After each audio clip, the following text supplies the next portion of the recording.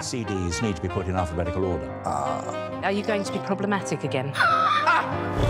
The Dinosaur Hour. Sundays on GB News. Good afternoon, Britain. Good afternoon, Britain. Join us, Tom and Emily, To find out what's happening in the heart of Westminster. and why it matters to you. Weekdays from midday, we bring you the most compelling stories from across the United Kingdom. And from your doorstep to our inbox, That's right, we want to hear from you, GB News. Britain's news channel. I think the most exciting bit for me is talking to people. People who I think are ignored often by the major news channels. We're going to give news they want to hear. There's a voice there that needs to be heard. I think there's a chance here for a diversity of opinion to be expressed, which you don't find elsewhere. It's really exciting. We don't hold back. We're free to say how decisions that are taken here affect us all around the country. Only on GB News, the People's Channel, Britain's news channel. Join us every night on GB News at 11 p.m. for Headliners, which is 3 top comedians going through the next day's news stories, which is exactly what you need, because when the establishment has gone crazy, you need some craziness to make sense of it. Headliners. You don't have to bother reading the newspaper. We've got it covered for you. Every night at 11 p.m. and repeated every morning at 5 a.m. We won't send you to sleep like some of the other paper review shows out there. So join us 11 p.m. every night on GB News. The People's Channel, Britain's news channel. Tired of the usual focus-tested, pre-prepared Westminster runaround? Well, so am I. So you want higher taxes? Is your department to blame for this? Are you rethinking this policy? Every Sunday at 9:30, I'll be sitting down with those in power to get the truth about the issues affecting you. Let's be honest, we've known about the cost pressures of this project for years, not months. That's the Camilla Tominey Show, a politics show with personality. On GB News, the People's Channel, Britain's news channel. There's only 3 people you can trust in life: your doctor, your lawyer, and your nana. I'm not sure. So join me, Nana Aquare, at 3 p.m. every Saturday and Sunday, where we discuss the biggest topics of the weekend. Be ready for battle. Could you be quiet? What is this? It's my new It's your new teeth. I don't bite. Well, not without a good reason. Always honest, always fun. Every weekend at 3 p.m. on GB News, the People's Channel, Britain's news channel.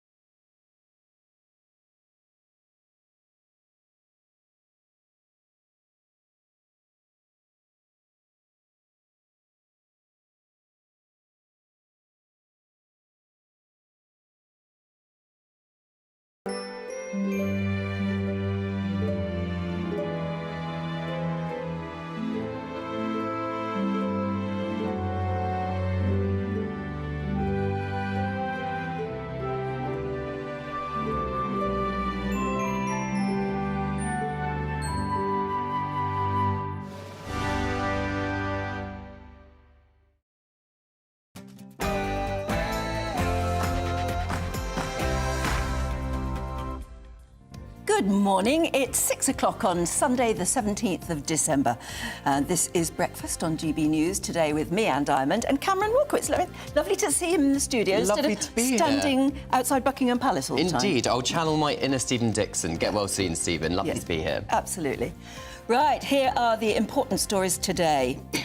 Rishi Sunak has blamed hostile states for Britain's migration crisis, as well as international law, as his pledge to stop the boats seems to be in tatters. Teenager Alex Batty, who disappeared on holiday in Spain with his mother and grandfather 6 years ago, has finally returned home to Britain. Are you dreaming of a white Christmas? Our weather expert will tell you what the chances are of snow in your area. It's the latest cheese craze. The Minger dubs brutal on the nose by its own creator, but is it actually minging? We'll bring you that report shortly. And in sport, Luton Town's captain collapses on the pitch. Aidan McGee is here with the sport. What else do you know? Well, yeah, Luton Town confirmed last night, Anne, that their captain Tom Lockyer collapsed on the pitch after suffering a cardiac arrest. The game was abandoned after 60 minutes, and we'll have more on that later this hour and throughout the morning. And as ever, you can join in all our discussions, and we would love to see some of your pictures as well, of your beautiful house and the way it's decorated, maybe of your street and the street lights. I think we need a few nice pictures to cheer ourselves up this morning, so get in touch in the usual way, gbviews@gbnews.com. Absolutely, and Jonathan has your weather. Heavy rain could bring disruption across western Scotland today with an amber weather warning in force. A drier second half of the weekend for others. Join me later for the full forecast. So, as ever, it's gbviews@gbnews.com.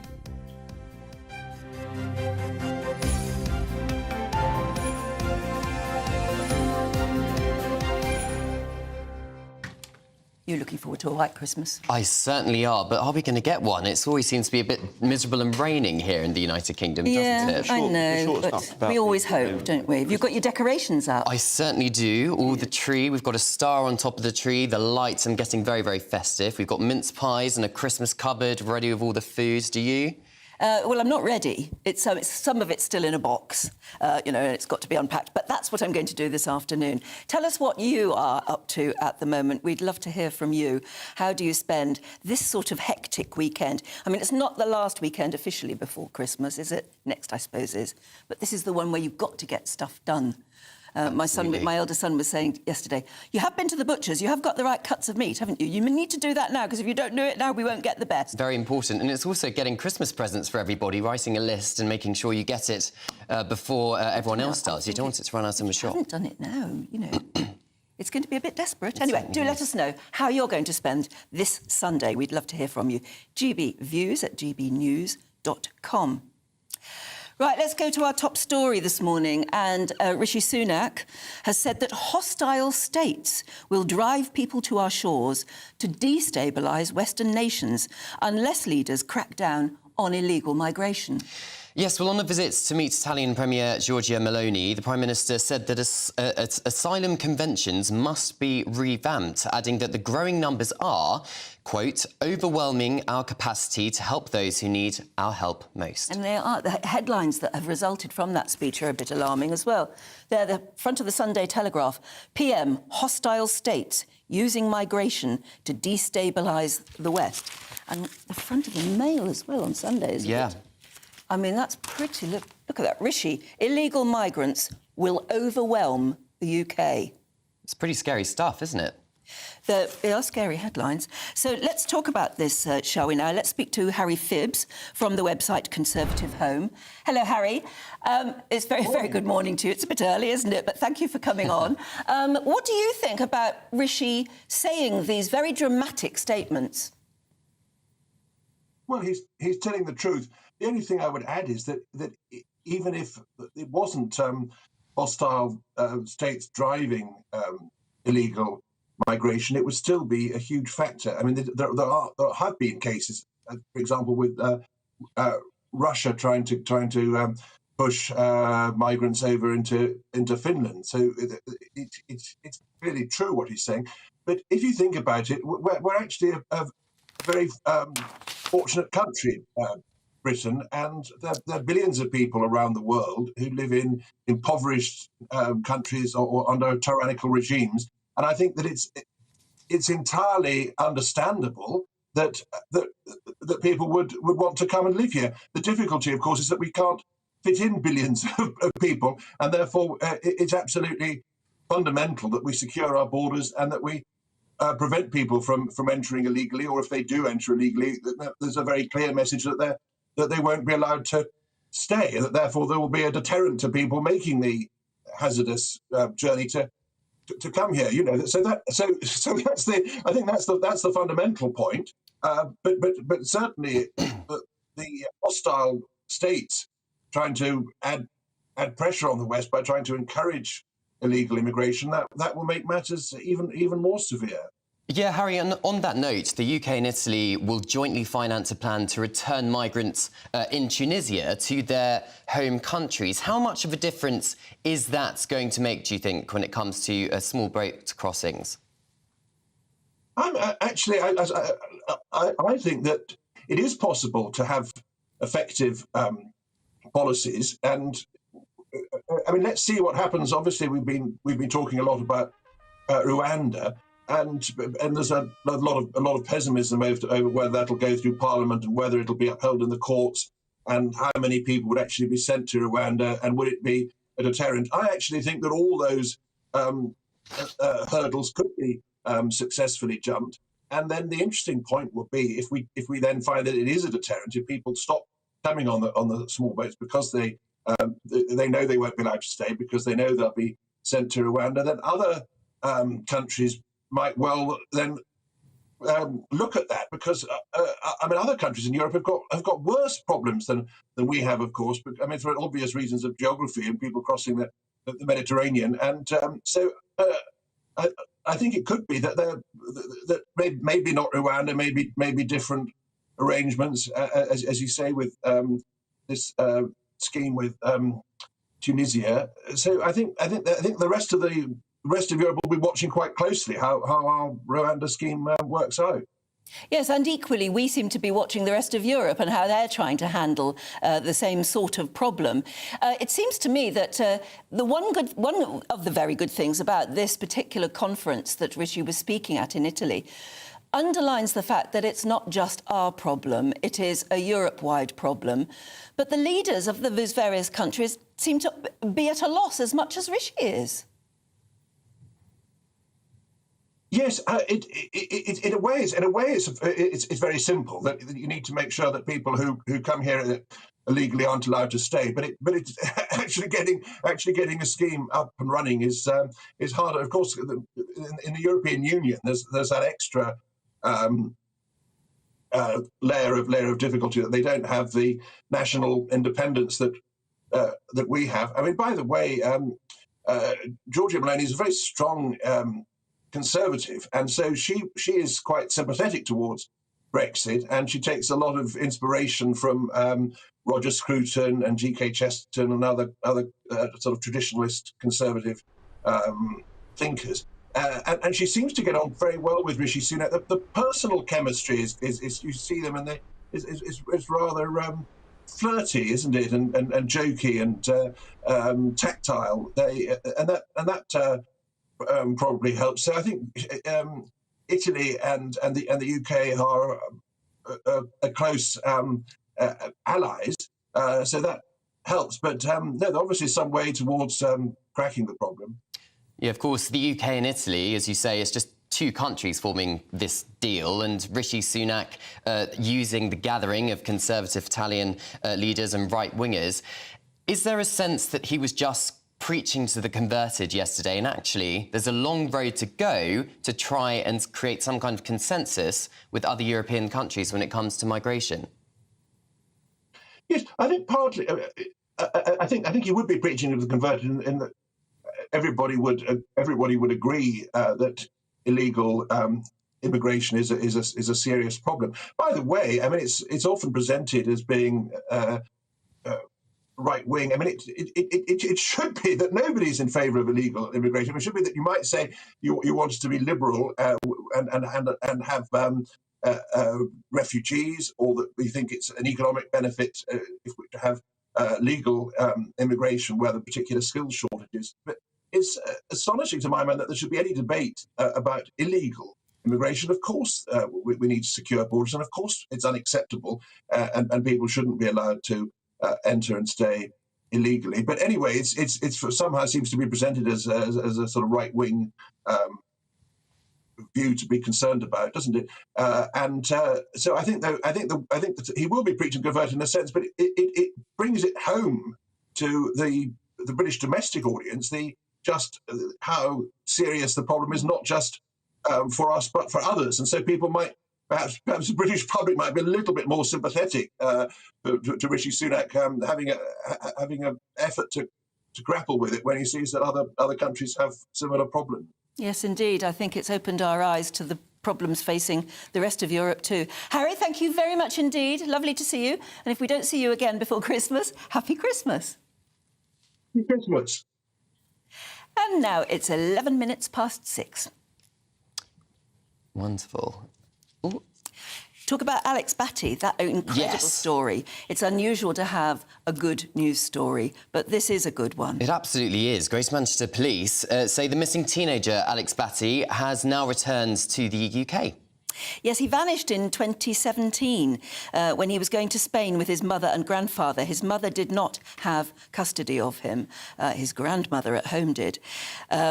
It's interesting that neither of them had legal custody and then they just sort of didn't come back. Yes, and he was found walking alongside a road in France on Wednesday. Apparently he'd been trekking day and night for 4 days, and police say they're yet to determine whether there will be any criminal investigation. What will happen? Joining us now is former Met Police Detective Chief Superintendent Kevin Hurley.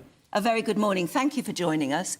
What do you think is going on at the moment? We gather that he is now home, but there's an awful lot more questions to ask, and the police will want to know where he's been, what he's been doing, and whether he was actually kidnapped.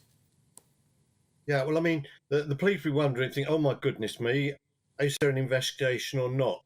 There is, in fact, potentially a criminal offence committed under Section 1 of the Child Abduction Act 1984, and that's an offence of a parent taking a child out of the country without the consent of the person who's legally got charged them. So that could be the other parent, or it could be someone who's the guardian. In this case, it's the grandmother. However, there are some technicalities on that the parent or legal guardian could consent for that person to leave the country with the child for a holiday, which appears to have happened. But of course, that consent was undoubtedly conditional on the basis that the child was brought back within a specified period of time and not disappeared like this. So I think technically there is a criminal offence made out.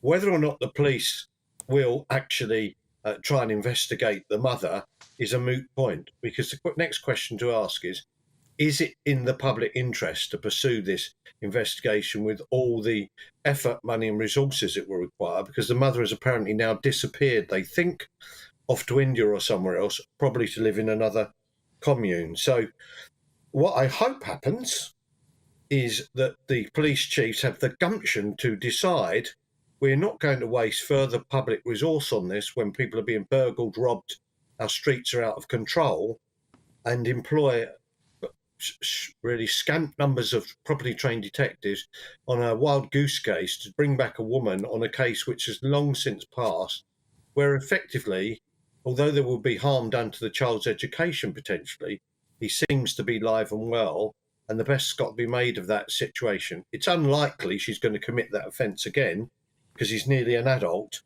and she's got no real recourse to do that. So bottom line, it is potentially a criminal offence, but I don't think it's in the public interest. And I hope in these days of gumptionless senior police officers that it doesn't happen. Now, the good thing is the Chief Constable of Greater Manchester is actually a police officer who appears to have some gumption, so he might make the right decision and say, well, yeah, what she did was bad. It was bad for the child at the time, but who knows where she is? He's now virtually an adult. He's back safe with the grandmother.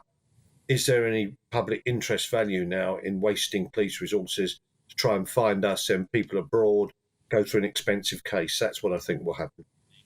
Have you ever come across a case, I'm sure you must have, a case where a missing person is just, nobody knows why or where they are and why they've disappeared, and then they suddenly turn up again? Have you come across that before?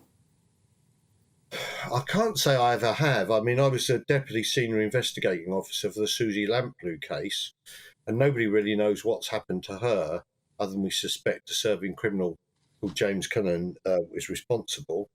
But no, the answer is I've never come across one like this of this nature. And of course, it's extremely unusual because the actual mother and grandfather of the child took him off on a holiday, which the grandmother appears to have agreed to, and just never returned with him.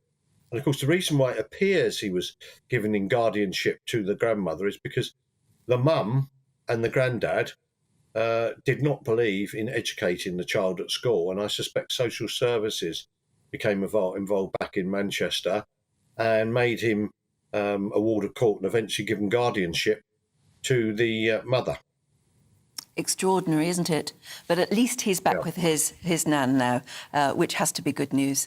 Thank you very much indeed for joining us, and happy Christmas. My pleasure, and happy Christmas to you. Thank you.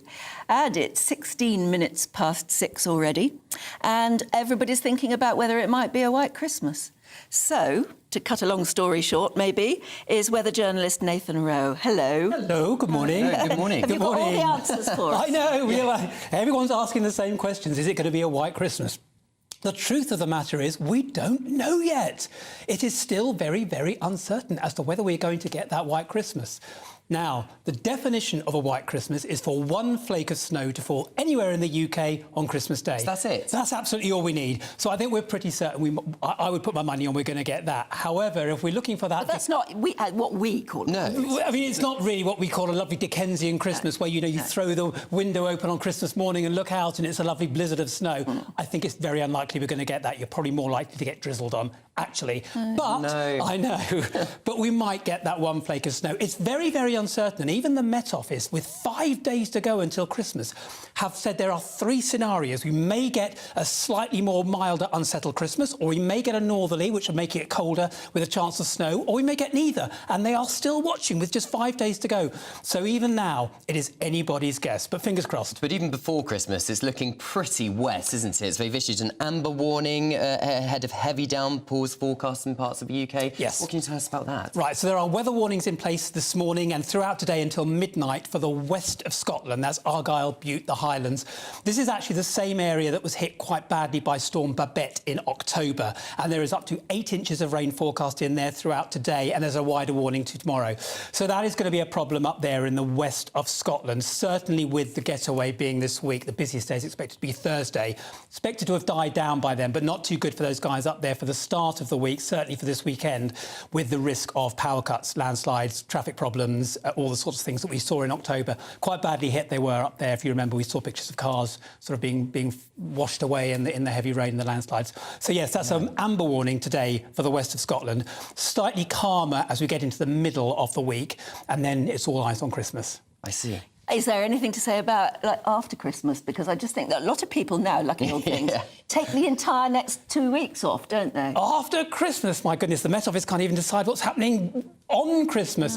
I think the overall outlook is going to be for unsettled and milder. That seems to be what the picture is. If we were going to get a very cold, long-lived cold snap with lots of snow, we would know about it by now. The general picture going through the next 5 to 10 days seems to be a sort of on a knife edge between milder and unsettled, which is what we're getting now, colder as we go into the run-up for Christmas, then unsettled again, and then sort of flipping between the two as we go into the new year. So if you're hoping to be building snowmen on Christmas Day, bad luck. Sorry, try next year. To build one out of cotton wool, absolutely. Thanks, Nathan. It's You're nice welcome. to see Thank you. And I'm sure we'll probably be talking to you about things like white Christmases in the next few days as well. But if we don't see you again, happy Christmas. Have a lovely Christmas. Thank you. Right, well, that's the sort of weather overall picture looking up to Christmas. But you'll want to know exactly what's happening where you are today. So here's Jonathan. Hello there, I'm Jonathan Vautry, here with your GB News weather forecast provided by the Met Office. It is going to be quite a blustery, windy day for the vast majority of us. Some very tightly spaced isobars across much of the UK, providing gale-strength winds in places. It's also going to be a very wet day for western areas of Scotland, with this trailing weather system that is essentially stalled across this region and will provide heavy and persistent rainfall to the Highlands, Isle of Skye, Argyll and Bute. Do take care, an amber weather warning is in force. Significant disruption is possible from flooding and even landslides. Elsewhere, it will be a drier day. The cloud wants to break its way up into the afternoon, particularly to the northeast of higher ground, so the best of sunnier breaks through central eastern England, parts of northeast Scotland as well, where we'll see temperatures climb to highs of 13 degrees Celsius. The rain will eventually ease its way off for western Scotland as we head into the overnight period, but it's going to push its way southwards as a result, spreading across Northern Ireland, northwest England, into the far north of Wales as well. The far southeast holding on to a drier night, still a mild one here, lows of 9 degrees Celsius, but some drier and clearer spells pushing their way into northwest Scotland as we start off Monday, so generally a better day here. Elsewhere, though, Monday looks to be rather drab, dreary and damp, with outbreaks of rain and drizzle. Quite murky in places, hill fog across Eryri, the Pennines, the Cheviot. Still blustery across areas of England and Wales, but the winds easing out for Northern Ireland, central areas of Scotland. Further rain is on the cards as we head towards Tuesday and Wednesday as well, so keep up to date with the forecast. Bye-bye. Not looking too bad today, actually, is it? Quite mild. Still to come on the programme, Luton Town Football Club has said their captain, Tom Lockyer, is stable now after he suffered a cardiac arrest during the game against Bournemouth last night. We'll be talking about that and much more in just a moment here on Breakfast.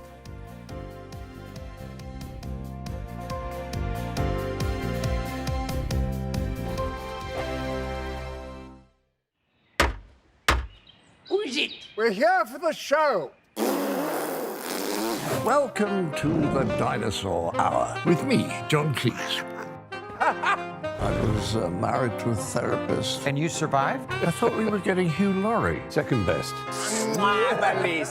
You interviewed Saddam Hussein. What's that like? I was terrified. I'm playing strip poker with these three. Ah! No, thank you. My CDs need to be put in alphabetical order. Are you going to be problematic again?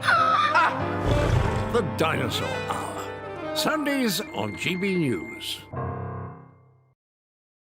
Tired of the usual focus-tested, pre-prepared Westminster runaround? Well, so am I. So you want higher taxes? Is your department to blame for this? Are you rethinking this policy? Every Sunday at 9:30, I'll be sitting down with those in power to get the truth about the issues affecting you. Let's be honest, we've known about the cost pressures of this project for years, not months. That's the Camilla Tominey Show, a politics show with personality. On GB News, the People's Channel, Britain's news channel.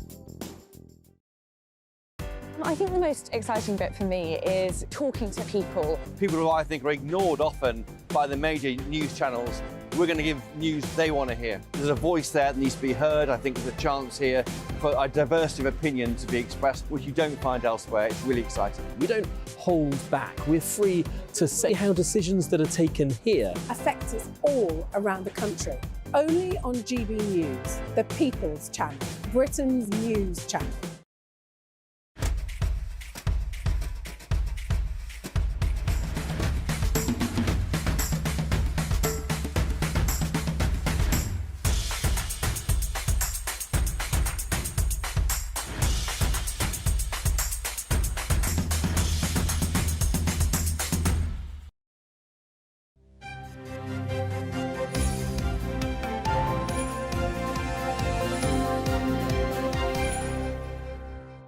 Welcome back. It's 23 minutes past 6. You're watching and listening to Breakfast with Anne and Cameron this morning. And thank you for getting in touch, because I was asking you what you're going to do today. I mean, it's so near Christmas. Are you all done? Mark says, yes, we're all done, so we're just going to the pub. Yeah, and Rose says, I'm shortly going to Heathrow to collect my daughter and her family from Australia. I think that's the thing about Christmas, isn't it? It's all the reunions. Yeah, lovely. Claire in Derbyshire says, we recently moved to a new village, and this afternoon the local church is holding an outdoor nativity with the children and with real animals. That should be interesting. Yeah, it sounds very fun. The sound of it. Yeah. And on Christmas plans, Georgie says, I will spend Christmas on my own as usual. No gifts, and won't be making Christmas dinner either. Maybe a homemade curry, which is cheaper. I mean, you can enjoy Christmas on your own. Lots of people actually hate the idea that you've always got to get together with people. But I do hope that you have a lovely day anyway. And then on the politics we've been talking about, and the fact that Rishi is saying illegal migrants will overwhelm the UK. Front page there of the Mail on Sunday, that's their big headline. And the other big headline, Sunday Telegraph, PM, hostile states are using migration to destabilise the West. He says it's threatening our democracy. Yes, and Ken says it's the oldest political trick in the world. He thinks he's found a common enemy. He knows it's all over. Last toss of a dice. Don't fall for it. Of course, we've only got a year, really, until the general election, if that. Yeah, so keep your views coming in on this and everything. And particularly if you've got a picture to show us, maybe of the dog in a Santa hat, or we've had a lot of those. I'd love to see your Christmas lights and maybe your street, if your street turns on Christmas lights as well. It'd be lovely to have some pictures to show. As usual, you know how to do it. Upload it to GB Views at gbnews.com. Absolutely, and nothing quite rounds off a Christmas Day feast like a well-stocked cheese board and maybe a bit of port as well. I do like that too. And yours might end up being a little bit whiffy. There is some smelly cheese around. Well, yes, there's one called the Minger. from Highland Fine Cheeses, and it's now on sale in British supermarkets for the first time. And despite its saucy aroma, apparently it really is rather good. Well, our Scotland reporter Tony Maguire took a trip up to Tain in the Scottish Highlands to see what all the fuss is about. 'Twas the week before Christmas, and all through the land a cheese was on sale that few could withstand. The stench was so pungent it weighed down the breeze. This year's festive cheese board could bring Santa to his knees. That is, if he can even get his hands on Minger, produced here at Highland Fine Cheeses. Several years after entering the market, Minger has made it to the big leagues, being sold in UK supermarkets for the first time. At home, it's flying off the shelves. But further afield, it's caught the imagination of the world's media. Cheesemaker Rory Stone is taken aback by the global reception, but international fans should temper expectations if they're looking to give it a go. I was doing interviews on Australian radio, a piece printed in the New York Times, and we don't even export. And it's a stretch of the imagination to think that a cheese that's probably at its best in about 6 weeks could be easily exported. But it's just been amazing to see the response. This isn't Rory's first attempt to sell Minger to supermarkets. In previous years, purchasers loved the cheeses, but they turned their noses up at Rory's choice of names. Nevertheless, the cheeky name cheese went on to win awards, and it sold so well in cheese stores that Asda and Morrison's are stocking Minger this holiday season. So Minger has an underdog story arc worthy of a Netflix adaptation, but the proof is in the pudding, as they say, or, in our case, the confirmation is on the cracker. I wouldn't call it minging. No, it's very good. I don't know if I would introduce it when I brought it out. Honestly, it tastes good, but I think I don't like it. The texture? Brie with a little bite. It'd be a talking point over the Christmas lunch. Yes, that's right. What's a ham and a curry this Christmas? So I don't think it would go with that. No, I don't think no, it's lovely. Setting aside its pungent aroma, Minger actually has a smooth texture and an unexpectedly sweet, meaty taste. So if you're tired of debating the virtues of Brussels sprouts around the table this Christmas, then Minger has arrived at the perfect time to give more fuel to your festive food family feuds. Tony Maguire, GB News, the Highlands. Tell you what, it'd be a good Christmas present, wouldn't it? It certainly would be. I don't know whether it pongs when you've actually wrapped it up, because if you put that under the tree, especially if your house is centrally heated, it might smell a bit, but yes. I'm hungry. You don't want it to stink out your Christmas presents, do you? No. No, for sure. But for someone who is a little bit extra mature in the studio, Aidan McGee is here with the sports. But Aidan, we've got to talk about a very serious story. Actually, Tom Lockyer collapsed on the pitch yesterday. Yeah, hugely distressing, Cameron, actually. He collapsed after, I think it was about 59 minutes during the Premier League match between Luton and Bournemouth yesterday down at the Vitality Stadium in Bournemouth. It's the second time in a matter of months it's happened to Yes, the it happened player. to him very similarly in May. Yeah, completely different conditions. I mean, that was the biggest game of his life. It was the playoff final, searing heat. You know, absolutely freezing cold yesterday, so it's nothing to do with temperature or anything like that, but I'm just trying to paint a picture of what the conditions were like. Yeah. And he collapsed. It was very similar in the sense that he collapsed away from the ball, so the camera wasn't really trained on him necessarily. He was in space. And so he had surgery in the summer, and he was able to line up at the start of the season. It was the first time he played in the Premier League at the age of 29.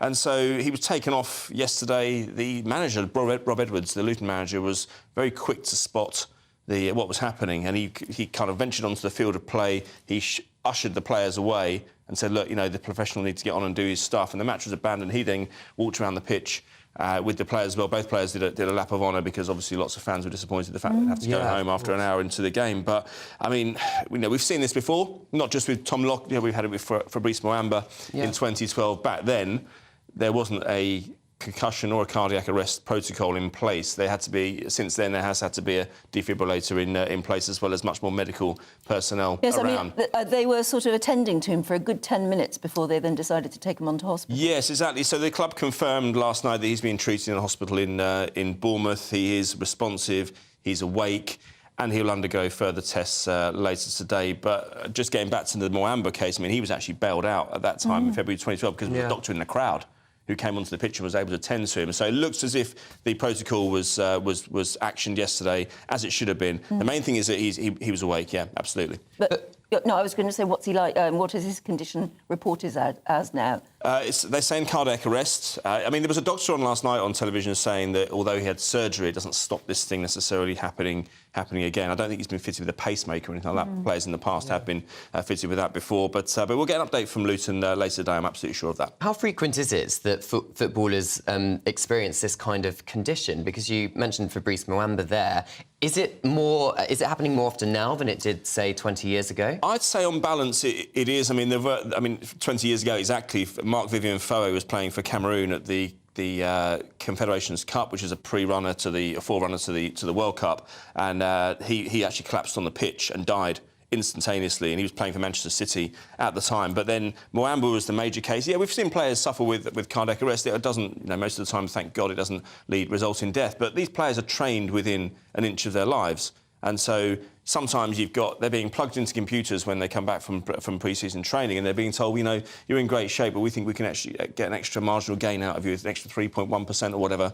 So will this be the end of his career, do you think? I think there have to be questions around that. I mean, it's too early to speculate. I mean, he's got a long contract at Luton Town. He's the captain. But don't they always say to people, 2 cardiac arrests, you cannot risk a third, you can't? I can't confirm they've said that in football, but there has to be a question asked towards the player. I mean, it's so sad because a friend of mine actually discovered him playing for Bristol Rovers some years ago. He was a League 2 player. They weren't even sure he was going to make it at League 1. And then he gets all the way to the Premier League, and then this happens in a matter of months. It's heartbreaking for the player. Yeah, and I'm sure we will all hope he makes a full recovery, Tom Lockyer. Absolutely, Cameron, yeah. Something I didn't know was that Delia Smith, the TV chef, is actually a Norwich City fan, but her car was attacked yesterday, wasn't it? Yes, indeed. She was turning up for the noon kickoff at Portman Road against Ipswich. Big match between Norwich City and Ipswich Town. They hadn't played each other for 4 or 5 years since the 2018-19 season, so it was a very sort of heightened, rarefied occasion.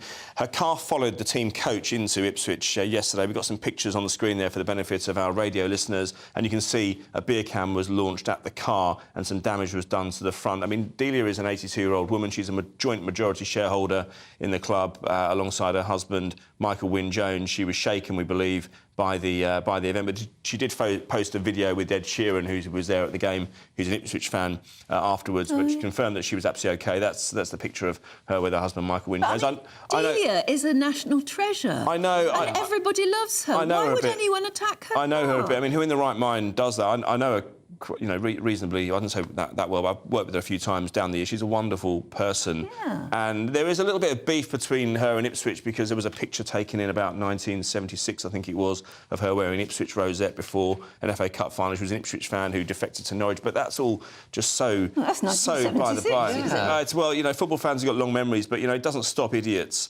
launching missiles here. There is, I think Ipswich Town will be going through the CCTV today. Suffolk Police have obviously been notified, and I think we'll have an update on an arrest later this week, I would have thought. But let's be absolutely clear, the vast majority of fans, yes, the Ipswich fans, will abhor this type of behaviour. And Delia will take it in her stride as well, of course. Well, but she is 82. I mean, that's just awful. So Ed Sheeran recorded a video afterwards just confirming that she was OK and she wasn't harmed or anything like that. But it must be extremely distressing when you're in a vehicle, you're turning up to a massive occasion like that, and you get hit by a missile. It's awful. She loves her football, yeah. She does indeed. OK, we'll see you a bit later. Absolutely. Because there's lots more to talk about. But right now, it's 6:34. This is Breakfast on GB News with Anne and Cameron here. A reminder of our top stories. And Rishi Sunak has blamed hostile states for Britain's migration crisis as well as international law as his pledge to stop the boats is in tatters. Teenager Alex Batty, who disappeared on holiday in Spain with his mother and grandfather 6 years ago, has finally returned home to Britain. And are you dreaming of a white Christmas? Our weather expert will tell you what the chances are of snow in your area. And what I think would make a very good Christmas present. It's the latest cheese called the Minger. It's apparently brutal on the nose. That's what its own creators say. Is it actually minging? We'll bring you that report. And as we've just been hearing, Luton Town captain Tom Lockyer has suffered a horrific cardiac arrest, collapsing midway through a game against Bournemouth. It's the second cardiac arrest in 7 months, and he is now recovering in hospital. 61 migrants have drowned after a boat carrying them towards Europe sank off the coast of Libya. Survivors have said that the boat, which was making its way to Italy, was carrying around 86 people. Israeli forces have entered a Catholic church in Gaza, shooting an elderly woman and her daughter dead, according to the local Latin Catholic Church in Jerusalem and the relatives of the Liberal Democrat MP Layla Moran. Miss Moran says that her family are among hundreds of civilians trapped in the church, adding that her family are, quote, days away from dying without access to food or water. And Donald Trump has made some controversial comments during a campaign event in New Hampshire, where he railed against migrant crossings at the US-Mexico border, which hit new highs in September. When they let, I think the real number is 15, 16 million people into our country, when they do that, we got a lot of work to do. They're poisoning the blood of our country. That's what they've done. They poison mental institutions, but all over the world they're coming into our country, from Africa, from Asia, all over the world. They're pouring into our country. Nobody's even looking at them. They just come in.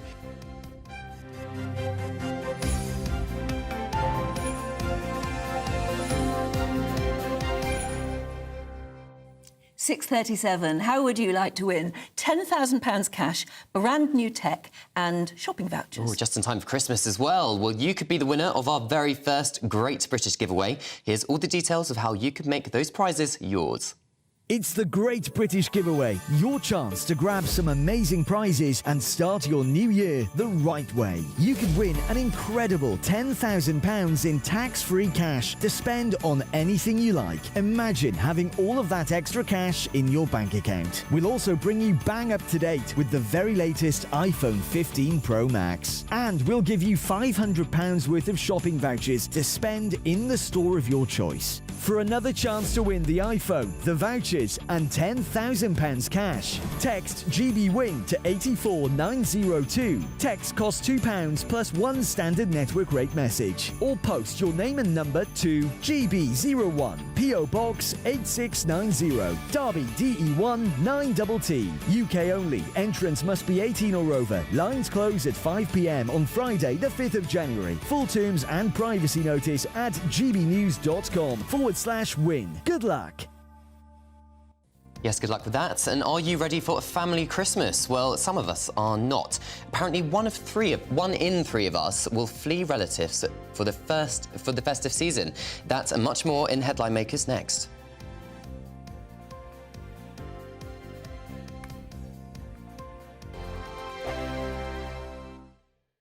I'm Michelle Dewberry, and I'm not here to tell you what to think.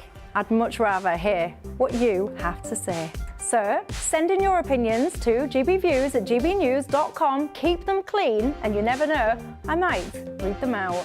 With my panel here on Jubes & Co, we debate, we get stuck into the issues of the day on a show where all views are welcome, especially yours. GB News, the People's Channel, Britain's news channel. Big news, big debates, big opinion. Patrick Christie's Tonight is the week's biggest show. Every weekday, 9 to 11 p.m, we've got the inside track on the day's top stories. There'll be sharp takes you won't get anywhere else. We will set the news agenda, not just follow it, and I want to bring you along for the ride. Whatever it is, we'll have our finger on the pulse. It's news, but it's this close to entertainment. Patrick Christie's Tonight, 9 to 11 p.m, only on GB News, the People's Channel, Britain's news channel. Join us every night on GB News at 11 p.m. for Headliners, which is 3 top comedians going through the next day's news stories, which is exactly what you need, because when the establishment has gone crazy, you need some craziness to make sense of it.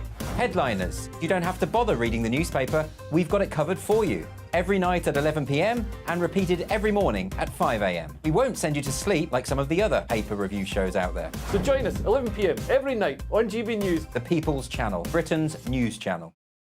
There's only 3 people you can trust in life. Your doctor, your lawyer, and your nana. I'm not sure. So join me, Nana Aquare, at 3 p.m. every Saturday and Sunday, where we discuss the biggest topics of the weekend. Be ready for battle. Could you be quiet? What is this? It's my new teeth. It's your new teeth. I don't bite. Well, not without a good reason. Always honest, always fun. Every weekend at 3 p.m. on GB News, the People's Channel, Britain's news channel.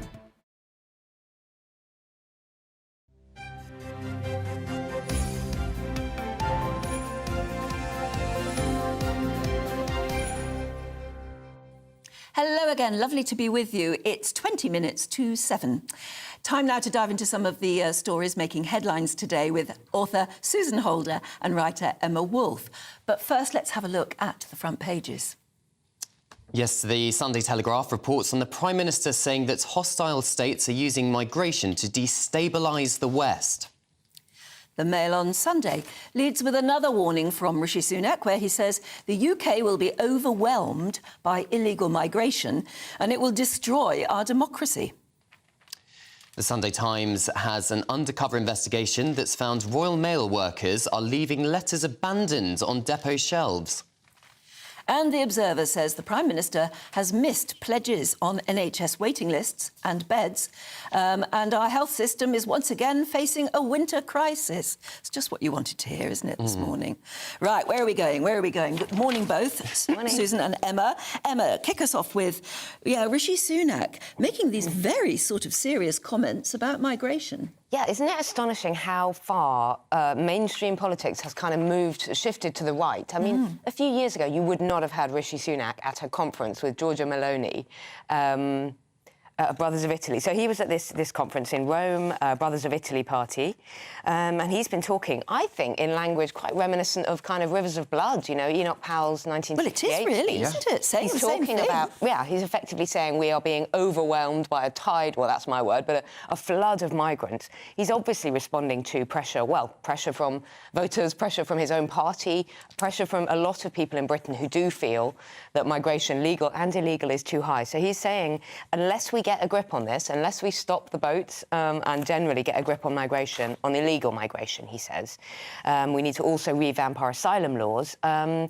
we're going to sort of destabilise our democracy and all hell will break loose. But stop the boats is only one part of it, because net migration last year hit an absolute record high in the UK, 745,000, and dropped slightly this year. So it's just one part, right? Of course it is, and it's only the tip of the iceberg. But of course, stop the boats is it's a good headline. It's a pledge that he has signally failed to meet. But also, it's the very visible kind of face of people coming in. I mean, for example, on Friday, a further 292 migrants crossed the Channel. I think one of whom died. But that's a very visible thing. You can go down to the Channel, you can film it, you can really kind of make a thing of it. Whereas, yes, this issue of legal migration and people over 700,000 could be, people talking about 1 million people legally entering. It's a lot harder for them to get a grip on and to reform our very, very dysfunctional system, I suppose. I don't know, are you comfortable with him using those words? I'm not comfortable with anything to do with the situation, but I also think it's very interesting that he's invoking what he might think is a bit of the magic word of Thatcher several times. That he's actually, it says, the Daily Mail has used the line, he also flattered his host, Prime Minister Giorgia Meloni, by suggesting that she shared qualities with Margaret Thatcher. Well, I mean, it's a debatable point whether that's a flattering kind of thing. Some people might think that is flattering. I personally wouldn't, but that Giorgia Meloni will probably take it as a compliment. Well, yes, possibly. But the Daily Mail obviously thinks that's a good thing. But, a Thatcherite approach is what he's thinking of. And I presume he thinks that is what people want to hear. And, of course, the speech has come in the week that Mr Sunak moved a step forward in his efforts to revive the Rwanda deal, which hasn't really gone to plan, forward, has it? a step sideways, a step back, maybe two. I mean, look, he's only got a few weeks' grace until it all boils up again. And the more interesting thing about Rwanda, I thought, in the article on Daily Mail, was the fact that Labour, of course, had been accused of hypocrisy after they realised that one of its candidates organises children's holidays to Rwanda. To Rwanda, I know. Which I didn't know was a thing. Extraordinary, isn't it? I know, yeah. It's unsafe for illegal migrants. Yeah, they've got half the party claiming that. It's the go-to place for children. Yeah, for African Dreams. Sam Rushworth organises these holidays to Rwanda. So it's all getting a bit kind of confused, isn't it, really? Tell us about what Lord Cameron is calling for, because he's treading very, very carefully, but he does seem to be sort of suggesting that we ought to have a ceasefire. Yes, but the word that was crucial that he's used, along with his German counterpart, is sustainable ceasefire. So he's not calling for an immediate ceasefire. And obviously last week there was they abstained from a UN resolution. Quite a lot of countries went along with it, calling for immediate ceasefire, but we were one of the countries that didn't. And what actually in this article in the Sunday Times, Cameron is suggesting is a three-pronged approach. So the three different things he's calling for is for Israel to discriminate between terrorists and civilians more, so you don't have as many civilian deaths. To get more humanitarian aid in, which I'm sure everybody would agree with, obviously, and a political solution for the region. And those things are what he's suggesting and are calling for, rather than just immediate ceasefire stop, because that's not what they think is going to be the kind of solution immediately. The mood music is changing amongst It them. is, it's shifting, isn't it?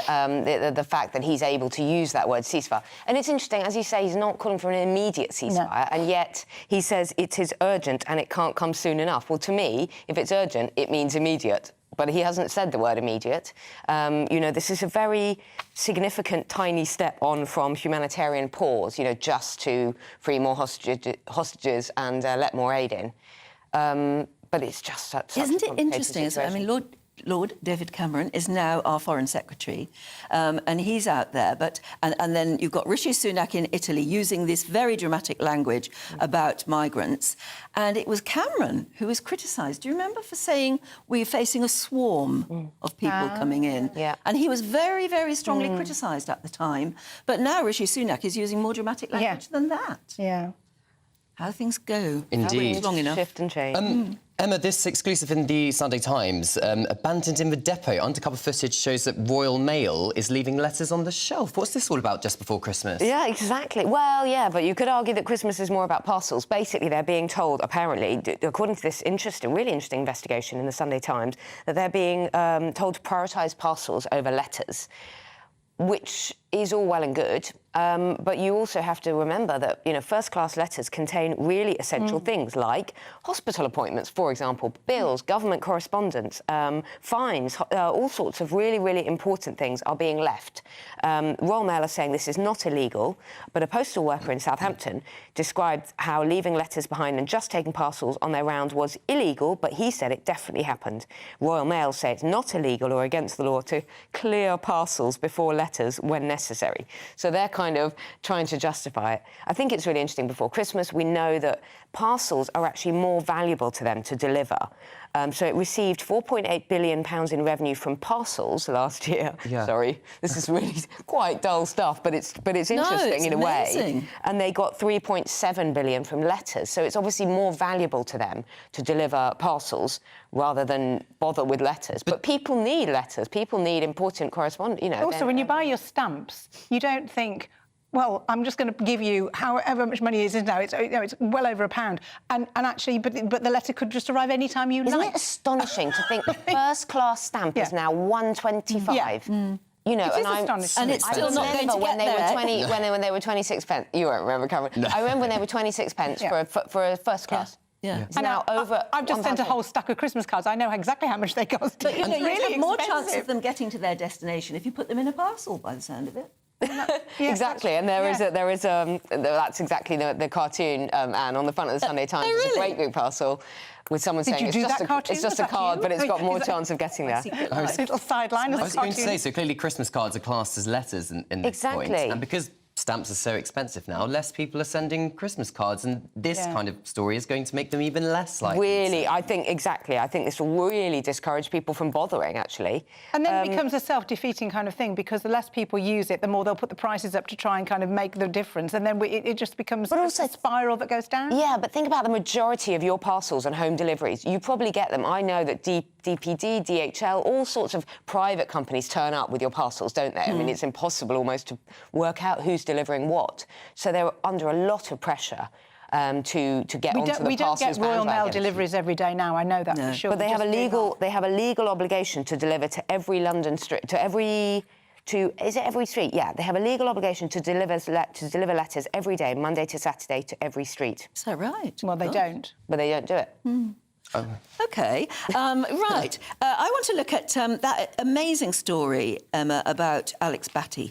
It's amazing. Yeah, I mean, here he is. He's home for Christmas, which you just can't get over it. And we don't know the full works, but apparently he did when he was rescued. This is the little boy who went missing, and he went missing as a little boy. But he went missing as a little boy, and now he's a teenager. And now he's returned to his nan almost as a young man. And you just wonder how things are going to go don't you? But apparently, according to the driver who picked him up and took him to the police station in France, they had a very good conversation. He wasn't bitter and resentful. He didn't appear to be frightened in any way.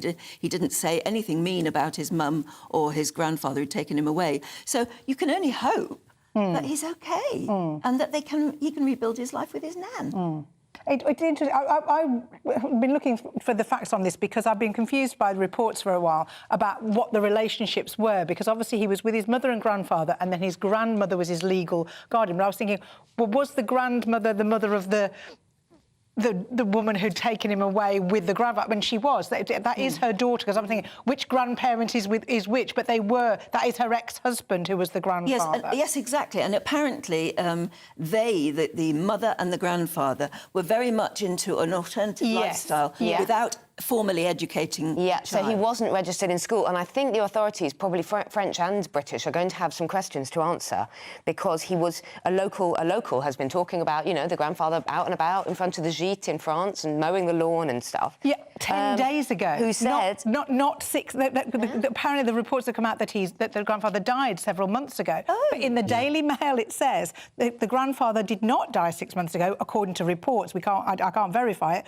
but it was seen by somebody, a neighbour, 10 days ago mowing his lawn. So it's all getting very confused. Yeah, and the locals are saying he wasn't in school, but they didn't want to report him, and then apparently he tried to enrol at a school. This kid tried to enrol at a school last month. So, yeah, there's so much detail to come out. It is fascinating, but how amazing that he's safe and well. I know. And isn't it interesting as well that when you can take a child at 11, but as they develop and as he's matured, he seems to be making certain decisions himself and wanting certain things and making find that those very reassuring. Yes, I think it is actually. No matter what you've been through and what you've kind of been surrounded by, he's kind of come to some realisations himself. It seems that's what it looks like. And the fact that he was prepared to trek for 4 days and 4 nights just to get away from the situation just shows his determination. Yeah. It does. It really does, and one just wants his story. I mean, this has got to be a movie really soon. Yeah. It really does. You know, you have to hope that he's okay, because it must have been a really odd, difficult time to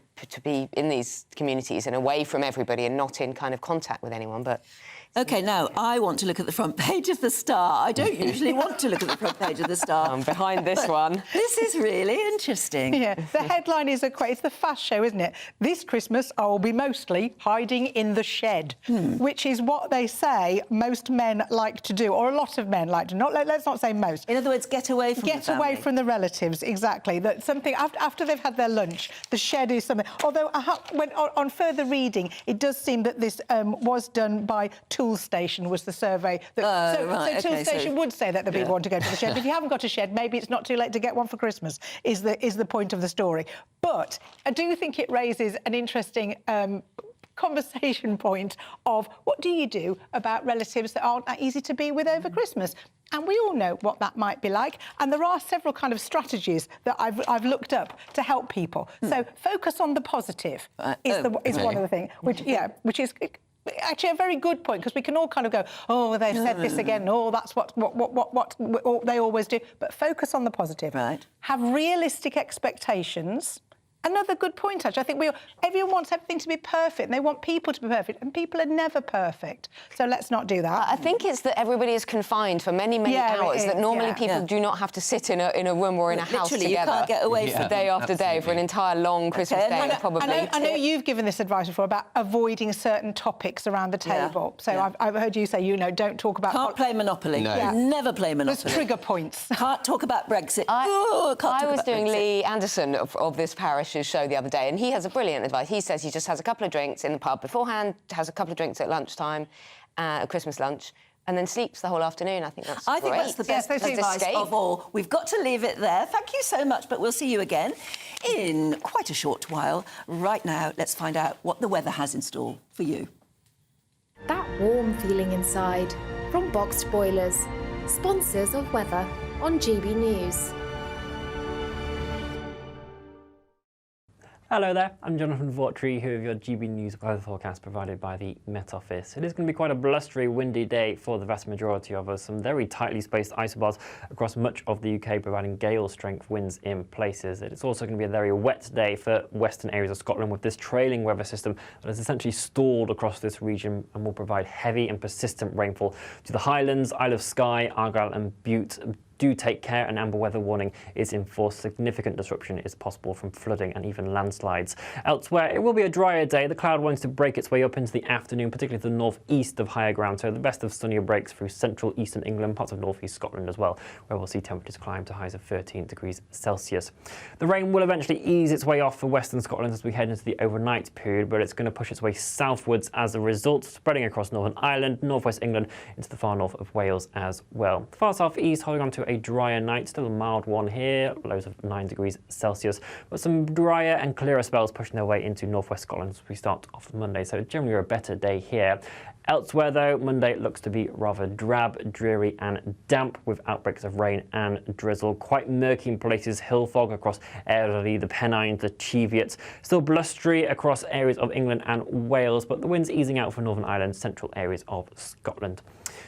Further rain is on the cards as we head towards Tuesday and Wednesday as well, so keep up to date with the forecast. Bye-bye.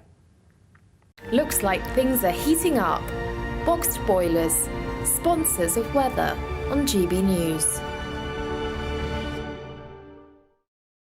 Hello, thank you for being a big part of GB News. We'd like to wish you and your loved ones a Christmas season full of comfort and joy, as well as a peaceful and prosperous new year. From our family to yours. We are proud to be your channel. Merry Christmas. Happy Christmas. Merry Christmas. Happy Christmas. Merry Christmas. Merry Christmas. Merry Christmas. Here on GB News. The People's Channel. Merry Christmas.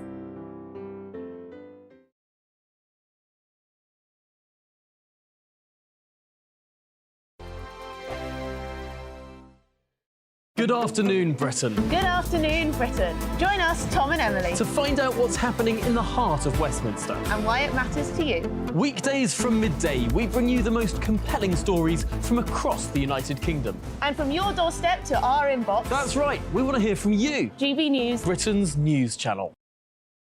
Have a great Saturday night with me, Leo Curse, on the Saturday Night Showdown. It's a crazy world out there, so come and make fun of it with me, my panel of comedians, and a couple of people who actually know what they're talking about. This Saturday Night Showdown is your front row ticket to the clown show, every Saturday, only on GB News, the People's Channel, Britain's news channel. GB News, unlike other broadcasters, isn't obsessed with the London-Westminster bubble. We think there's a nation beyond the M25, and that's why we talk about the issues that matter across the land. Join me on State of the Nation, 8 to 9 o'clock, Monday to Thursday, on GB News. Daisy's listening, and you should too. Your weekend starts here with Friday Night Live with me, Mark Dolan, 8 till 9 on GB News. Big stories, big guests and big laughs as we get you ready for a cracking weekend. That's Friday Night Live with Mark Dolan, Fridays 8 till 9 on GB News. Bring your own drinks, the admission's free. In the GB Newsroom, we bring you the news as it happens. With our team of dedicated journalists across the UK, we're ready to give you accurate reporting every day. When the news breaks, we'll be there with bulletins on GB News, the People's Channel, Britain's news channel. Wake up to the headlines with Headliners every morning at 5 a.m. We treat you to the day's biggest stories before anyone else, 7 days a week. You can catch up on everything you need to know before you've even had your kippers. Headliners every morning at 5 a.m, only on GB News, the People's Channel, Britain's news channel.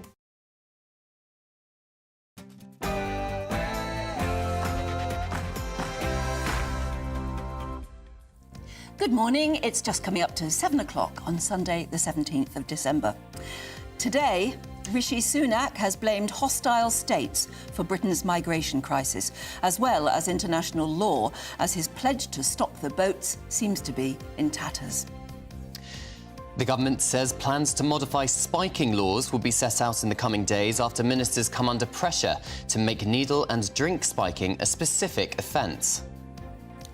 It's the latest cheese craze. It's called the Minger. It's apparently brutal on the nose, and that's what its own creators say. But is it actually minging? We'll bring you a report. Luton Town captain Tom Lockyer has suffered a horrific cardiac arrest, collapsing midway through a game against Bournemouth. It's the second cardiac arrest in 7 months. And of course, Aidan will be here to tell us more. Yes, indeed. Good morning. Luton Town did confirm late last night after that incident that their captain, Tom Lockyer, did indeed suffer a cardiac arrest. He's undergoing tests at a hospital in Bournemouth after the match was abandoned after 59 minutes yesterday. We'll have an update later on, I'm sure, and we'll be updating everybody later this hour and later in the morning. Thanks, Aidan. And Jonathan has your weather. Heavy rain could bring disruption across western Scotland today with an amber weather warning in force. A drier second half of the weekend for others. Join me later for the full forecast.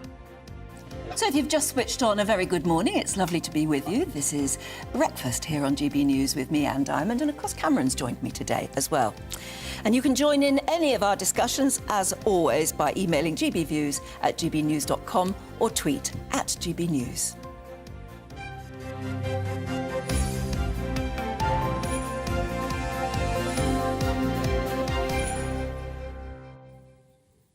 We've been asking for your Christmas decorations pictures this morning.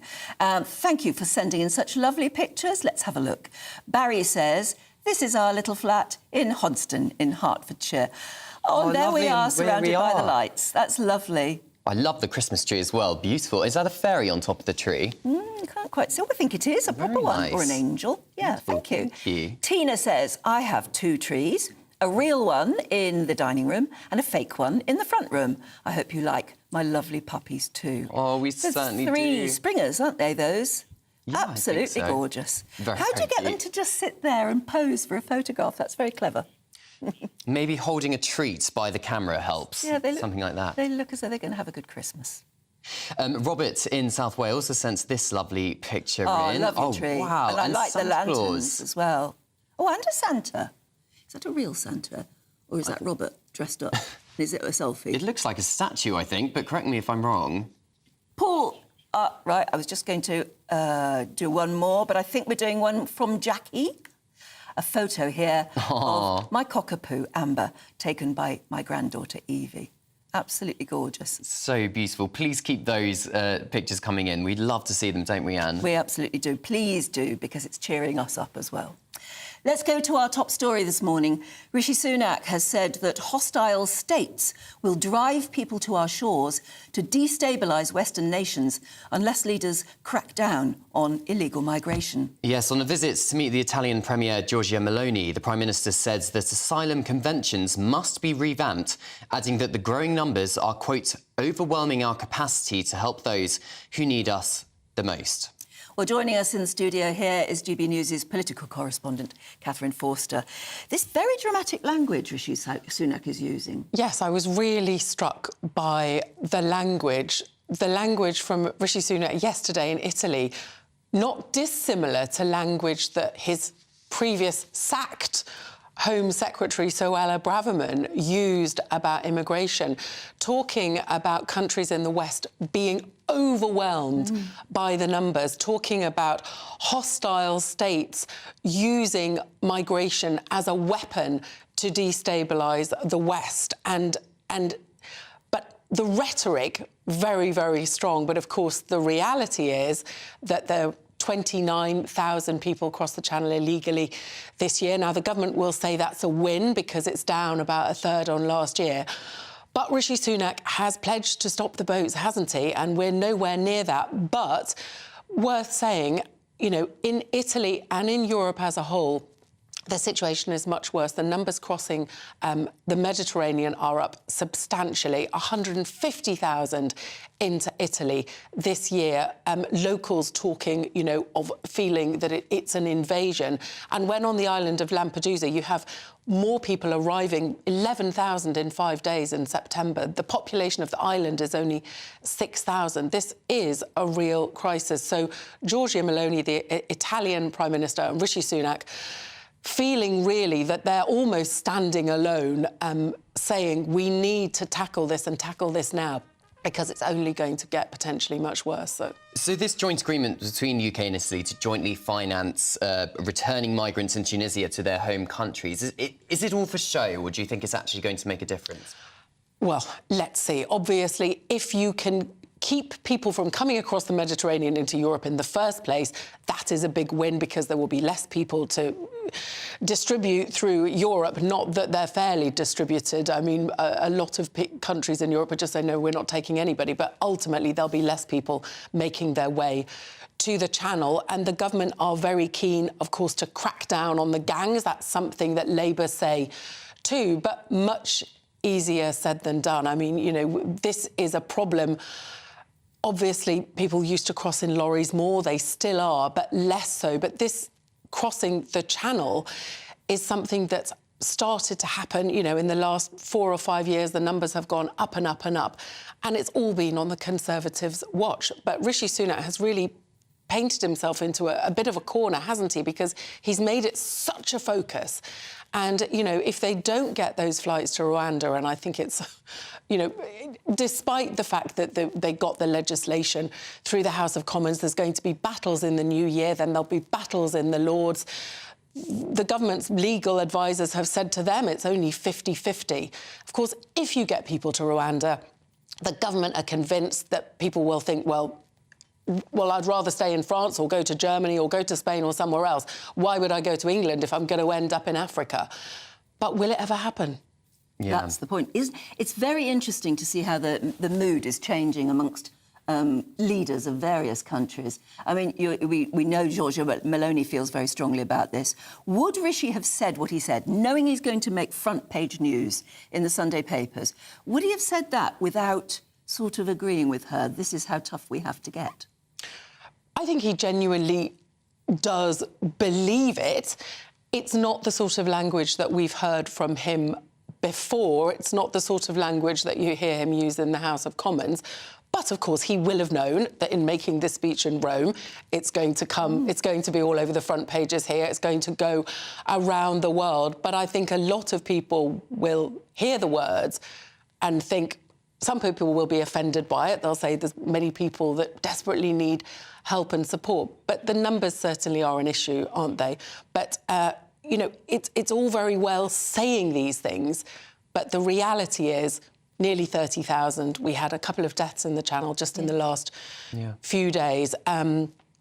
It's not easy. If it was easy, it would have been sorted. But this is Nicolas Sarkozy, former leader of France, has said that this is a crisis which is only just beginning, because... And overnight, Donald Trump has been talking about the same thing. Yeah, more and more people with climate change and with people in developing countries not becoming in any way affluent, but being able to scrabble together the means, perhaps, to get to the West.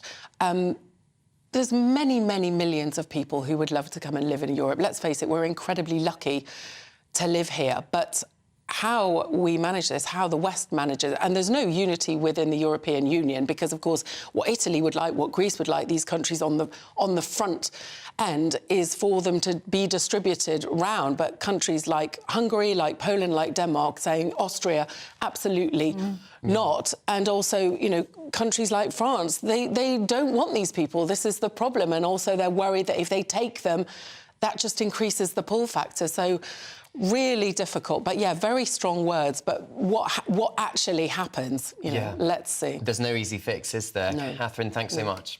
See you soon. John says, morning, John, doesn't matter what Sunak does, we will have a Labour government next year, and immigration will only get worse because people know Labour is even softer on them.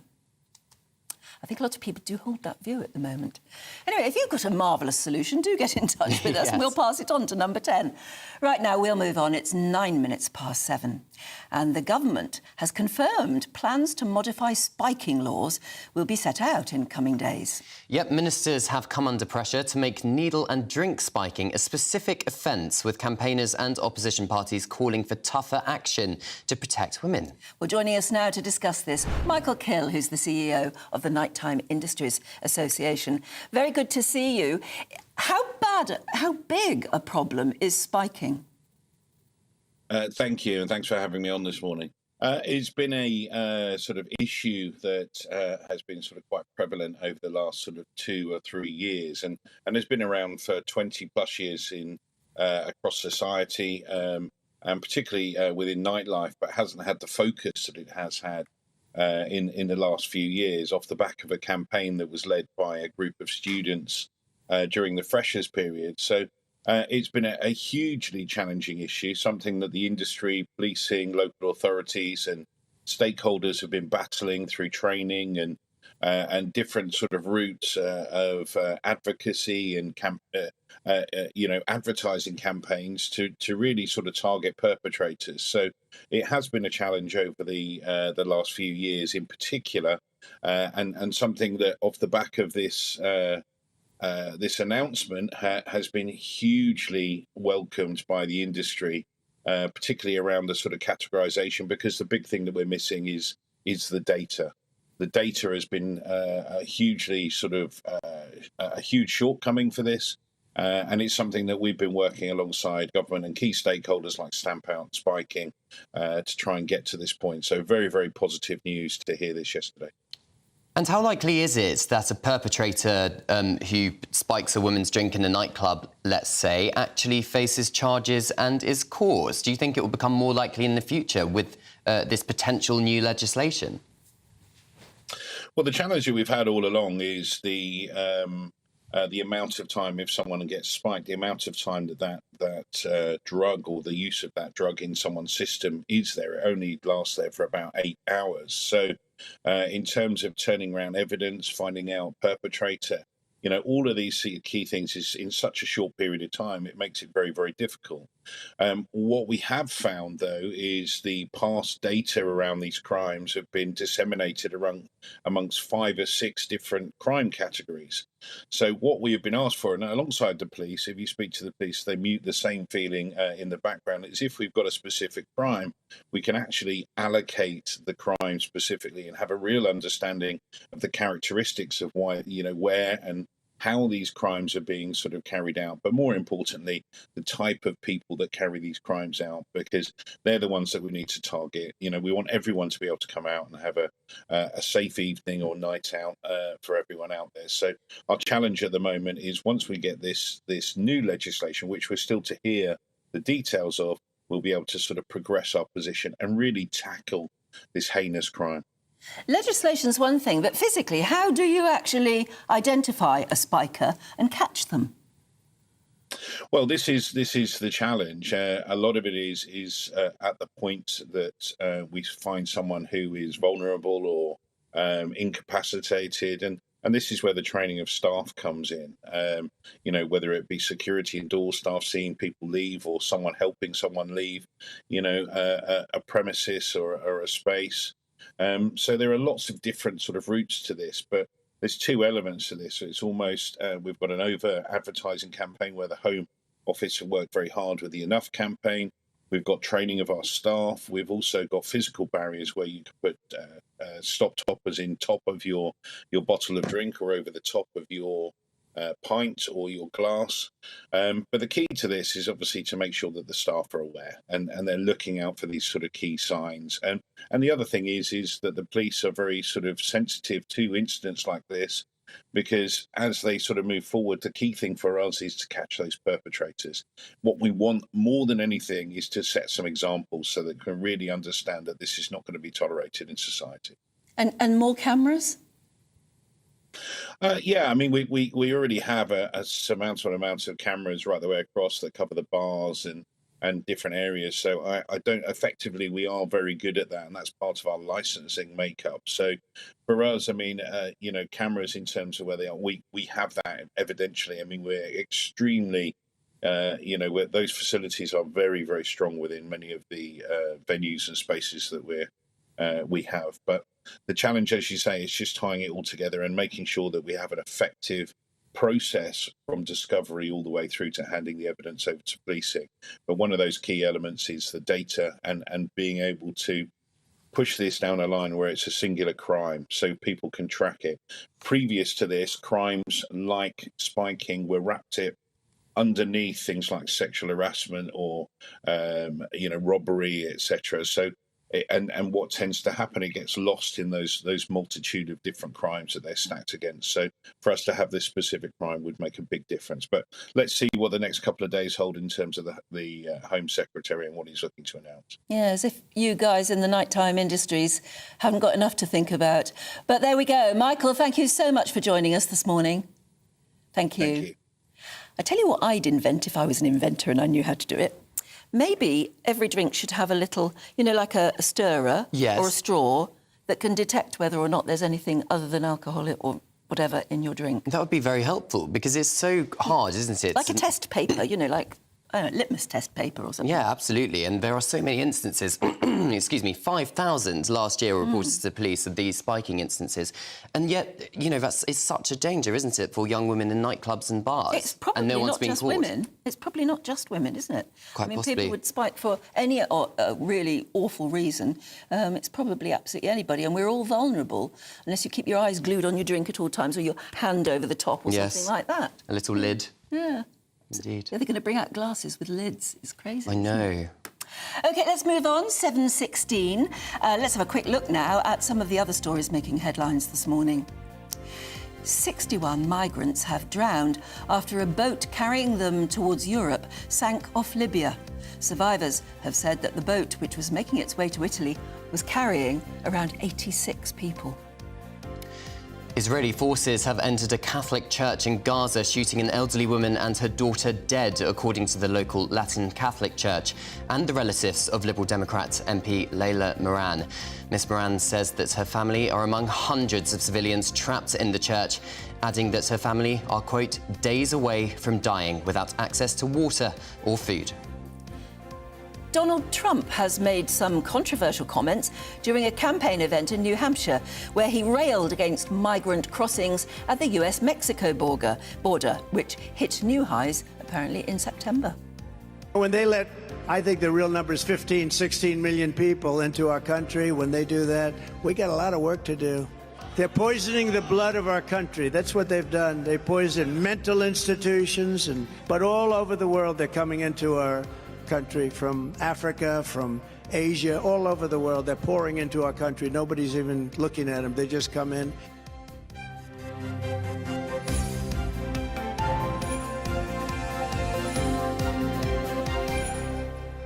Lots of world leaders are using very, very dramatic phrases. I think some people will find them utterly offensive sort of phrases to describe what is a migrant crisis. Do you find them offensive, or are they realistic? Love to hear your views. gbviews@gbnews.com. And also, love to see your Christmas pictures. You've been sending in some lovely ones, which we showed earlier. Keep them coming, please. You know, your pets, your fireplace, how you've decorated the home, your tree, but particularly your street. If the street in your area is all lit up and looks gorgeous, love to see it. Please do. Send it in to gbviews@gbnews.com. Absolutely, and nothing quite rounds off a Christmas Day feast like a well-stocked cheese board. And this year, yours might end up being a bit whiffy. Yes, the aptly named Minger from Highland Fine Cheeses is now on sale in British supermarkets for the first time. And despite its ripened aroma, apparently it is really rather good. Yes, well, our Scotland reporter Tony Maguire took the trip up to Tain in the Scottish Highlands to see what all the fuss is about. 'Twas the week before Christmas, and all through the land a cheese was on sale that few could withstand. The stench was so pungent it weighed down the breeze. This year's festive cheese board could bring Santa to his knees. That is, if he can even get his hands on Minger, produced here at Highland Fine Cheeses. Several years after entering the market, Minger has made it to the big leagues, being sold in UK supermarkets for the first time. At home, it's flying off the shelves. But further afield, it's caught the imagination of the world's media. Cheesemaker Rory Stone is taken aback by the global reception, but international fans should temper expectations if they're looking to give it a go. I was doing interviews on Australian radio, a piece printed in the New York Times, and we don't even export. So, and it's a stretch of the imagination to think that a cheese that's probably at its best at about 6 weeks could be easily exported. But it's just been amazing to see the response. This isn't Rory's first attempt to sell Minger to supermarkets. In previous years, purchasers loved the cheeses, but they turned their noses up at Rory's choice of names. Nevertheless, the cheeky name cheese went on to win awards, and it sold so well in cheese stores that Asda and Morrison's are stocking Minger this holiday season.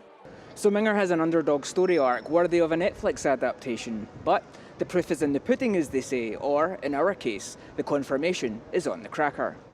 I wouldn't call it minging. No, it's very good. I don't know if I would introduce it when I brought it out. Honestly, it tastes good, but I think I don't like it. The texture? Brie with a little bite. It'd be a talking point over the Christmas lunch. Yes, that's right. What's a ham and a curry this Christmas? So I don't think it would go with that. No, I don't think no, it's lovely. Setting aside its pungent aroma, Minger actually has a smooth texture and an unexpectedly sweet, meaty taste. So if you're tired of debating the virtues of Brussels sprouts around the table this Christmas, then Minger has arrived at the perfect time to give more fuel to your festive food family feuds. Tony Maguire, GB News, The Highlands. I still think it's a cracking Christmas present. Indeed, and I love Tony Maguire's faces there when he was trying the cheese for the first time. I'd love to try it. Yeah, apparently, by the look of it, it smells worse than it tastes. A lot of cheese does that. Yes, I always feel if the cheese smells bad, it's going to taste really good if you are a cheese lover, of course. Absolutely, yeah. And lots of cheese at Christmas time, of course, as well. Now, Phil, good morning, Phil. I'm sorry if you feel lonely, because we've been talking about Christmas, and you said, unfortunately, Christmas is the season of depression for many. Seeing the Christmas ads on television is a pure pain. I'm 75, I live alone, I've got no tree, no lights, no presents. And I don't know whether you choose that and whether that makes you more depressed, but the one thing we can do for you, at least, is be here, and we'll keep you informed, and we're on all over Christmas. Indeed. So, keep watching us, even if we do occasionally get a bit silly about Christmas. You've got our company here, Phil, on GB News. Sue in Cheshire says, I'm sure there are many pensioners and low earners who are praying for a mild winter. We're all talking about, will we get snow? She said, no, a mild winter, because they're worried about heating their homes if it snows. Watching the smart meter racking up the cost is very stressful. Indeed. Good points. And we were talking about a Royal Mail story this morning about the Royal Mail prioritising parcels rather than letters, just leaving them on the shelves. Christine says, why don't Royal Mail take on more staff and stop coming up with excuses? Hear, hear. I thought they always did take on more staff at Christmas, but it's clearly not enough. No. Simon says, I find it a disgrace that we're only getting a mail delivery once or twice a week. We had a bundle of mail delivered yesterday, some with a post date stamp of 6 days previously to one postmarked the previous day. So it's very, very scattergun approach, I think. I'd always like to know how, Amazon or other online retailers can guarantee a delivery the next day, and yet perhaps some other, like Royal Mail, cannot. Because we pay for it, don't we? We pay for your Amazon, and it's all in the price. And I don't know. And they're drivers, and they just bung things on your doorstep and leave you with somebody else's parcel. I'm sure the staff try their best, though. OK, so Peter, good morning, Peter. He said, I'll be working till 6 tonight. I cook for a care home. And very important that is too. And then Carol says, on the day, I'm going to do a Quorn chicken roast, roast potatoes, Brussels sprouts with chestnuts and cranberry sauce. Ooh. A vegetarian delight. Don't know what the dessert will be. Well, we'll think of one for you. That sounds very good. Have a slice of the Minger. Yeah, with the cheese. OK, right, we're going to find out exactly what the weather has in store for you wherever you live. Here's Jonathan. Hello there, I'm Jonathan Vaughtry, here with your GB News weather forecast provided by the Met Office. It is going to be quite a blustery, windy day for the vast majority of us. Some very tightly spaced isobars across much of the UK, providing gale-strength winds in places. It's also going to be a very wet day for western areas of Scotland, with this trailing weather system that is essentially stalled across this region and will provide heavy and persistent rainfall to the Highlands, Isle of Skye, Argyll and Bute. Do take care, an amber weather warning is in force. Significant disruption is possible from flooding and even landslides. Elsewhere, it will be a drier day. The cloud wants to break its way up into the afternoon, particularly to the northeast of higher ground, so the best of sunnier breaks through central eastern England, parts of northeast Scotland as well, where we'll see temperatures climb to highs of 13 degrees Celsius. The rain will eventually ease its way off for western Scotland as we head into the overnight period, but it's going to push its way southwards as a result, spreading across Northern Ireland, northwest England, into the far north of Wales as well. The far southeast holding on to a drier night, still a mild one here, lows of 9 degrees Celsius, but some drier and clearer spells pushing their way into northwest Scotland as we start off Monday, so generally a better day here. Elsewhere, though, Monday looks to be rather drab, dreary and damp with outbreaks of rain and drizzle. Quite murky in places, hill fog across Eryri, the Pennines, the Cheviot. Still blustery across areas of England and Wales, but the wind's easing out for Northern Ireland, central areas of Scotland. Further rain is on the cards as we head towards Tuesday and Wednesday as well, so keep up to date with the forecast. Bye-bye. Morning again, 7:25. Don't go away because coming up on the programme, Rishi Sunak has backed a campaign aiming to see Christians unite ahead of the festive season. This and more on GB News Breakfast. Don't go away.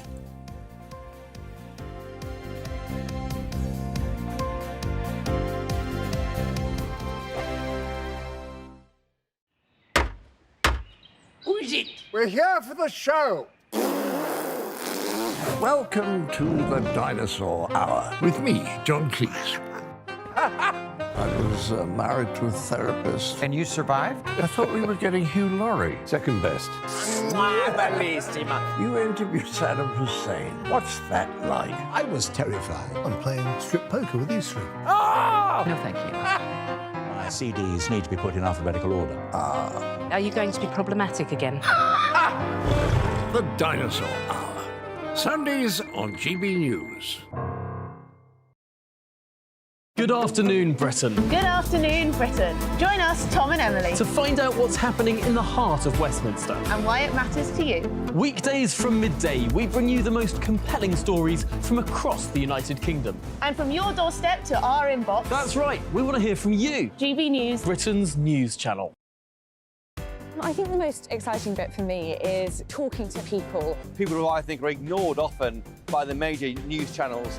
We're going to give news they want to hear. There's a voice there that needs to be heard. I think there's a chance here for a diversity of opinion to be expressed, which you don't find elsewhere. It's really exciting. We don't hold back. We're free to say how decisions that are taken here affects us all around the country. Only on GB News, the People's Channel, Britain's news channel. I'm Michelle Dewberry, and I'm not here to tell you what to think. I'd much rather hear what you have to say. So, send in your opinions to gbviews@gbnews.com. Keep them clean, and you never know, I might read them out. With my panel here on Jubes & Co, we debate, we get stuck into the issues of the day on a show where all views are welcome, especially yours.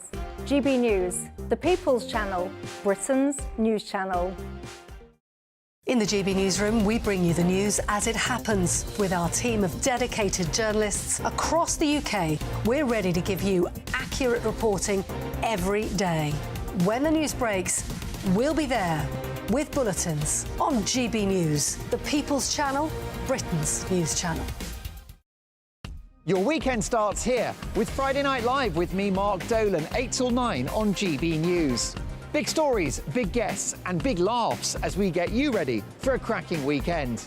That's Friday Night Live with Mark Dolan. Fridays 8 till 9 on GB News. Bring your own drinks. The admission's free. GB News, unlike other broadcasters, isn't obsessed with the London-Westminster bubble. We think there's a nation beyond the M25, and that's why we talk about the issues that matter across the land. Join me on State of the Nation, 8 to 9 o'clock, Monday to Thursday, on GB News. Daisy's listening, and you should too. Tired of the usual focus-tested, pre-prepared Westminster runaround? Well, so am I. So you want higher taxes? Is your department to blame for this? Are you rethinking this policy? Every Sunday at 9:30, I'll be sitting down with those in power to get the truth about the issues affecting you. Let's be honest, we've known about the cost pressures of this project for years, not months. That's the Camilla Tominey Show, a politics show with personality. On GB News, the People's Channel, Britain's news channel.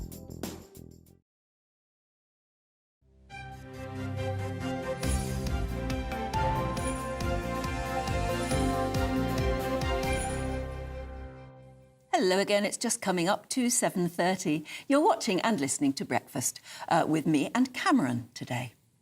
Now, the Prime Minister has given his backing to a nationwide Christmas campaign called Shine Your Light. Yeah, the project will see hundreds of thousands of Christians unite in communities across the four nations, as well as the Republic of Ireland, with events taking place this weekend. Joining us now is Dr. Jonathan Oloyede, convener of the National Day of Prayer and Worship. Lovely to see you, and thank you for a big smile on your face.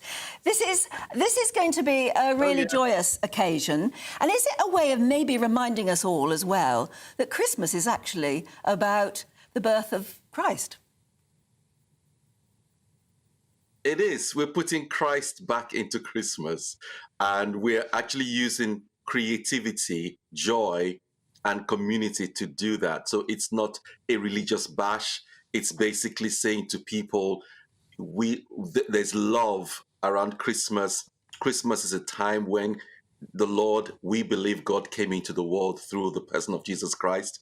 And that is what Christmas is really about. So we're encouraging Christians to go into their communities, to be a blessing. And people have gone into pubs, they've gone into shopping malls, they've gone into public spaces. We're saying to Christians, don't stay in the four walls of your church. Get outside and take the love that you see and the joy you have in your churches, take it into the streets. Wonderful. Why today? Why not next weekend, a bit nearer Christmas? Well, and because Christmas tends to be very busy. People have to go to shops, they have to do their shopping, and many churches, have their Christmas events. When we spoke to the churches, we all agreed on the week before the Christmas weekend, and that's why we're having it yesterday, Saturday, and today, Sunday. So yesterday, we were, for example, we're in Europe's largest shopping mall, and we had hundreds of people stopping to sing along with us, Joy to the World. It was a joyous occasion. And then we had thousands of Christians all over going onto the streets from the Republic of Ireland to Northern Ireland, Scotland, England, and Wales. This has truly been a united church program and event. How many people do you think are going to get involved? I mean, I know you can't count each one, but there must be an estimate somewhere. Yeah, as of today, we've had about 57,000 people actually registered to get involved, and they are going to be engaging with approximately maybe 500,000 people.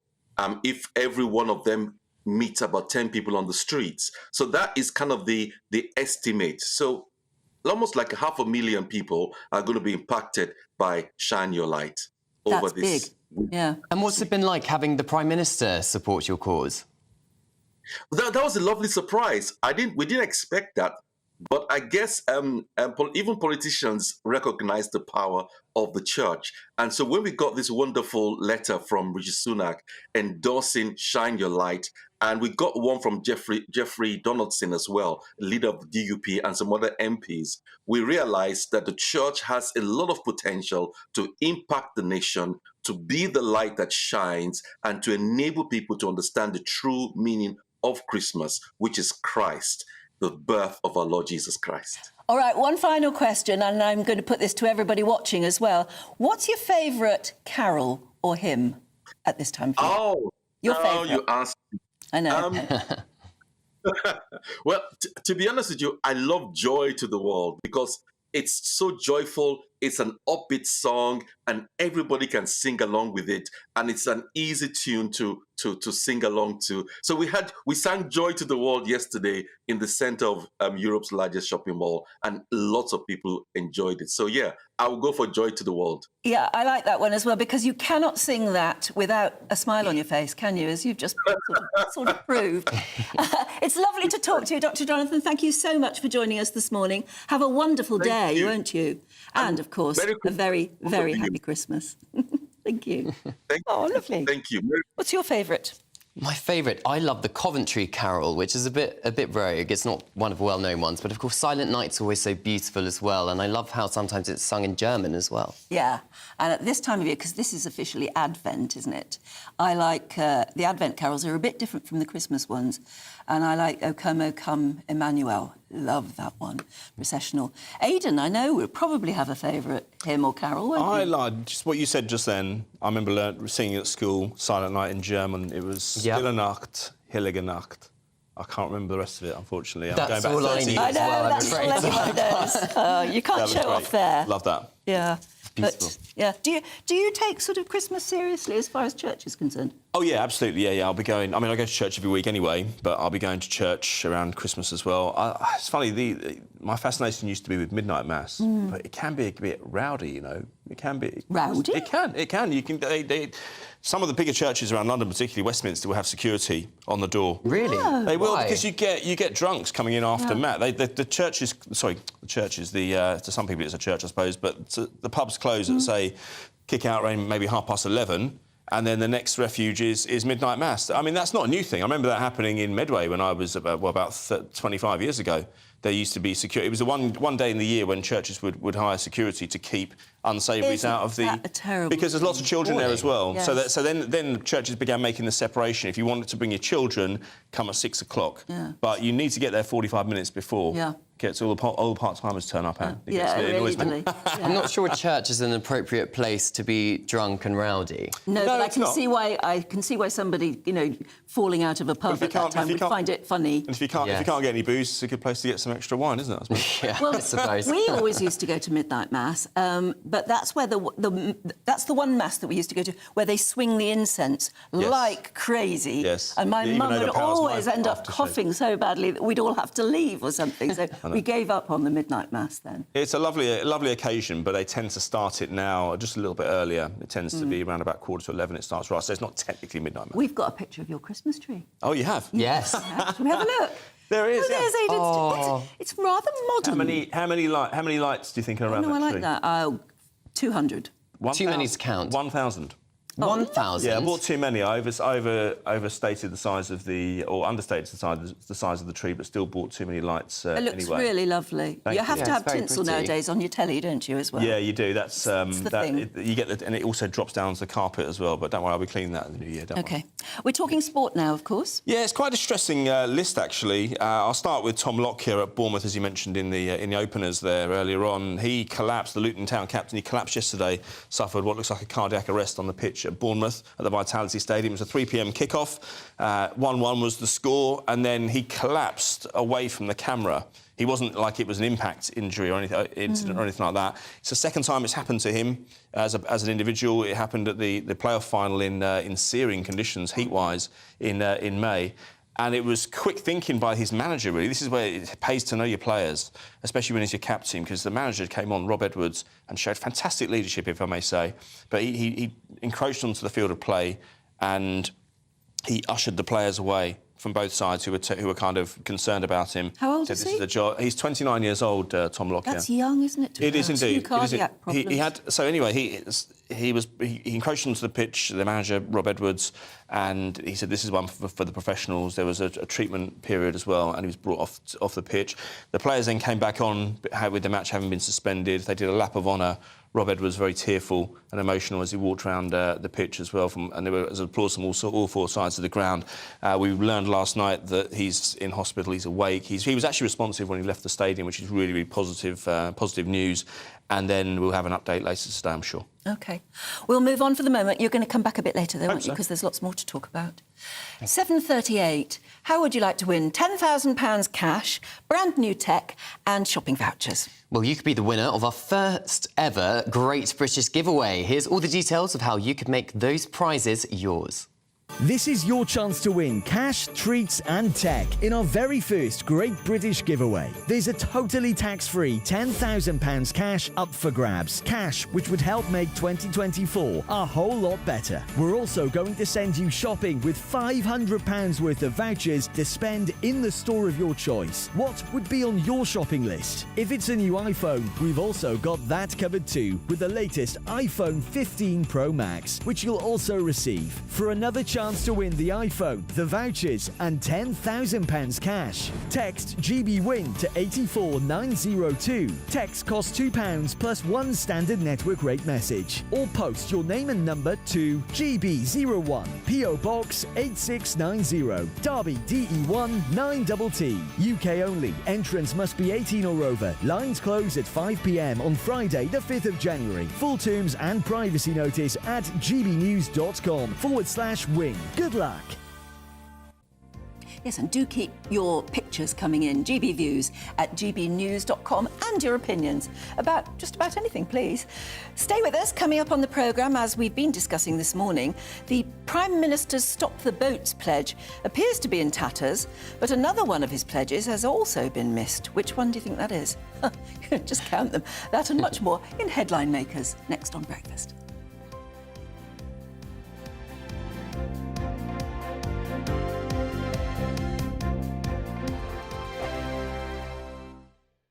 Wake up to the headlines with Headliners every morning at 5 a.m. We treat you to the day's biggest stories before anyone else, 7 days a week. You can catch up on everything you need to know before you've even had your kippers. Headliners every morning at 5 a.m, only on GB News, the People's Channel, Britain's news channel. I'm Andrew Doyle. Join me at 7 o'clock every Sunday night for Free Speech Nation, the show where I tackle the week's biggest stories in politics and current affairs with the help of my 2 comedian panellists and a variety of special guests. Free Speech Nation, Sunday nights from 7 on GB News, the People's Channel, Britain's news channel. Big news, big debates, big opinion. Patrick Christie's Tonight is the week's biggest show. Every weekday, 9 to 11 p.m, we've got the inside track on the day's top stories. There'll be sharp takes you won't get anywhere else. We will set the news agenda, not just follow it, and I want to bring you along for the ride. Whatever it is, we'll have our finger on the pulse. It's news, but it's this close to entertainment. Patrick Christie's Tonight, 9 to 11 p.m, only on GB News, the People's Channel, Britain's news channel. Now then, Lee Anderson here. Join me on GB News on my show, The Real World, every Friday at 7 p.m. I'm not eating bloody cat. Are you Delicious. mental? Open your mouth. OK, here comes a train. Reminds me of the scene in Singing in the Rain. Adam, is that a good one? Whoa! Join me at 7 on GB News, Britain's news channel.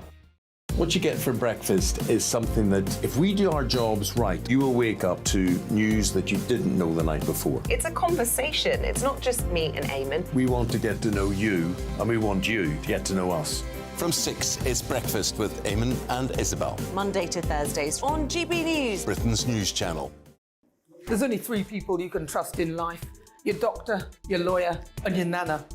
I'm not sure. So join me, Nana Aquare, at 3 p.m. every Saturday and Sunday, where we discuss the biggest topics of the weekend. Be ready for battle. Could you be quiet? What is this? It's my new teeth. It's your new teeth. I don't bite. Well, not without a good reason. Always honest, always fun. Every weekend at 3 p.m. on GB News, the People's Channel, Britain's news channel. Every Sunday from 11, join Michael Portillo. There will be topical discussion, looking at the week before and the week to come. So kick back and relax at 11 a.m. on Sundays on GB News with me, Michael Portillo. GB News, the People's Channel, Britain's news channel. I'm Michelle Dewberry, and I'm not here to tell you what to think. I'd much rather hear what you have to say. So, send in your opinions to gbviews@gbnews.com. Keep them clean, and you never know, I might read them out. With my panel here on Jubes & Co, we debate, we get stuck into the issues of the day on a show where all views are welcome, especially yours. GB News, the People's Channel, Britain's news channel. Have a great Saturday night with me, Leo Curse, on the Saturday Night Showdown. It's a crazy world out there, so come and make fun of it with me, my panel of comedians, and a couple of people who actually know what they're talking about. This Saturday Night Showdown is your front row ticket to the clown show, every Saturday, only on GB News, the People's Channel, Britain's news channel.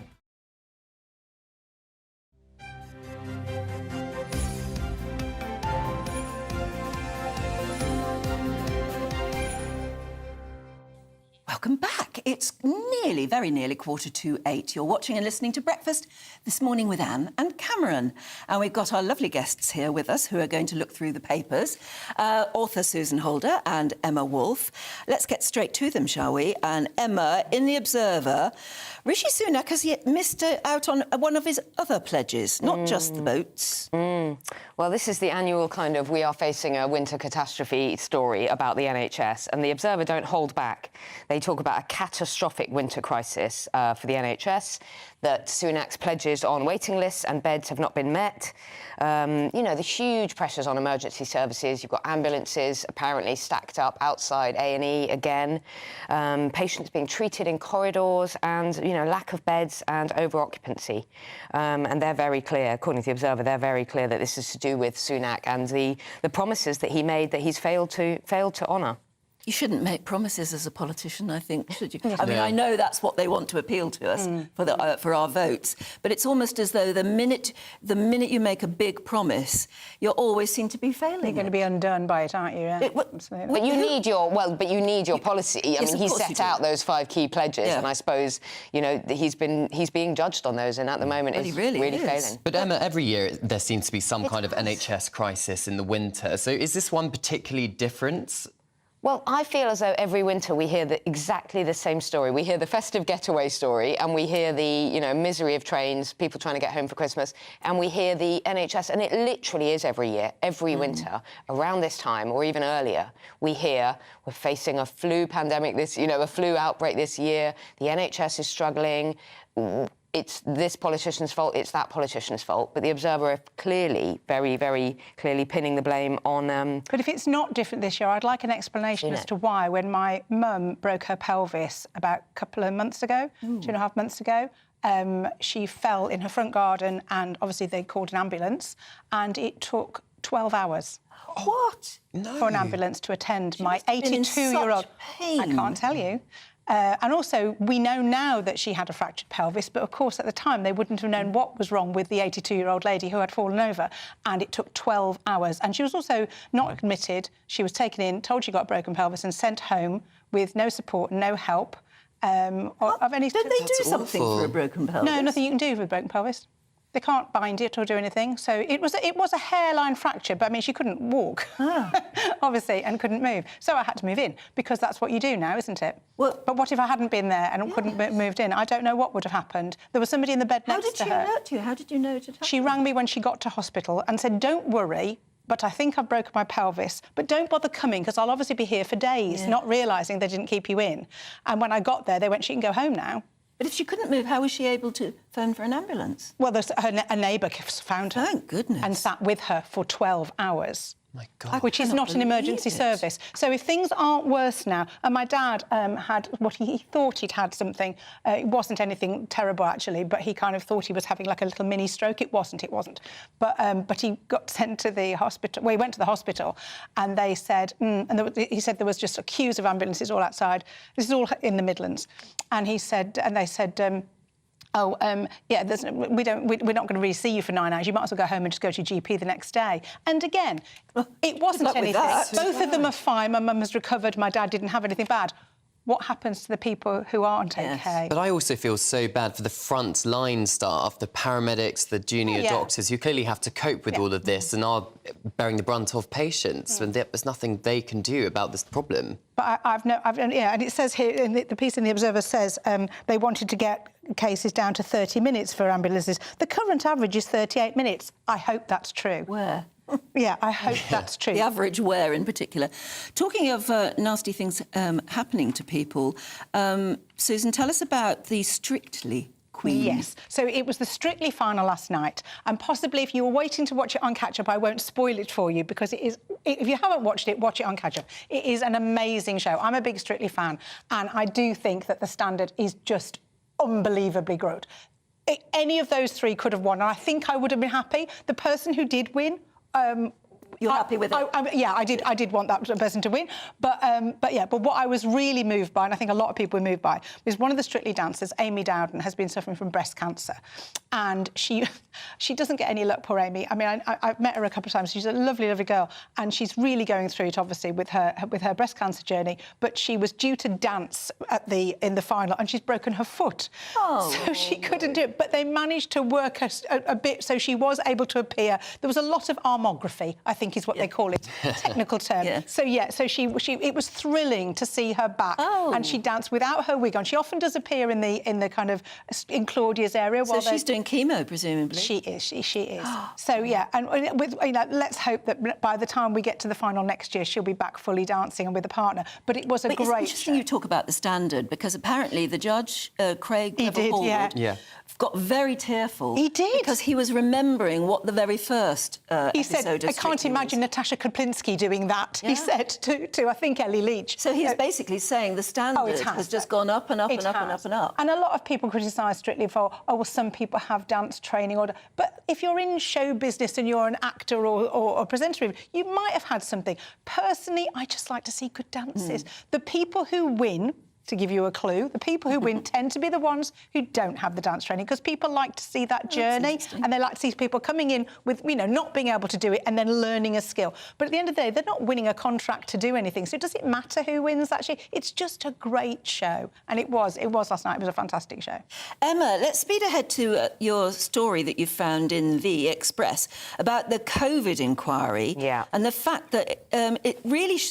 I lose... Don't you pull your hair out over this I COVID get so inquiry? angry about it's this. It's just not really the right appalling. things. Yeah. So what is this report saying? Well, this is children's campaigners who are talking about the inquiry, which has already cost millions and millions. I think it's already up to about 50 million, but it's, could top 200 million over the next few years.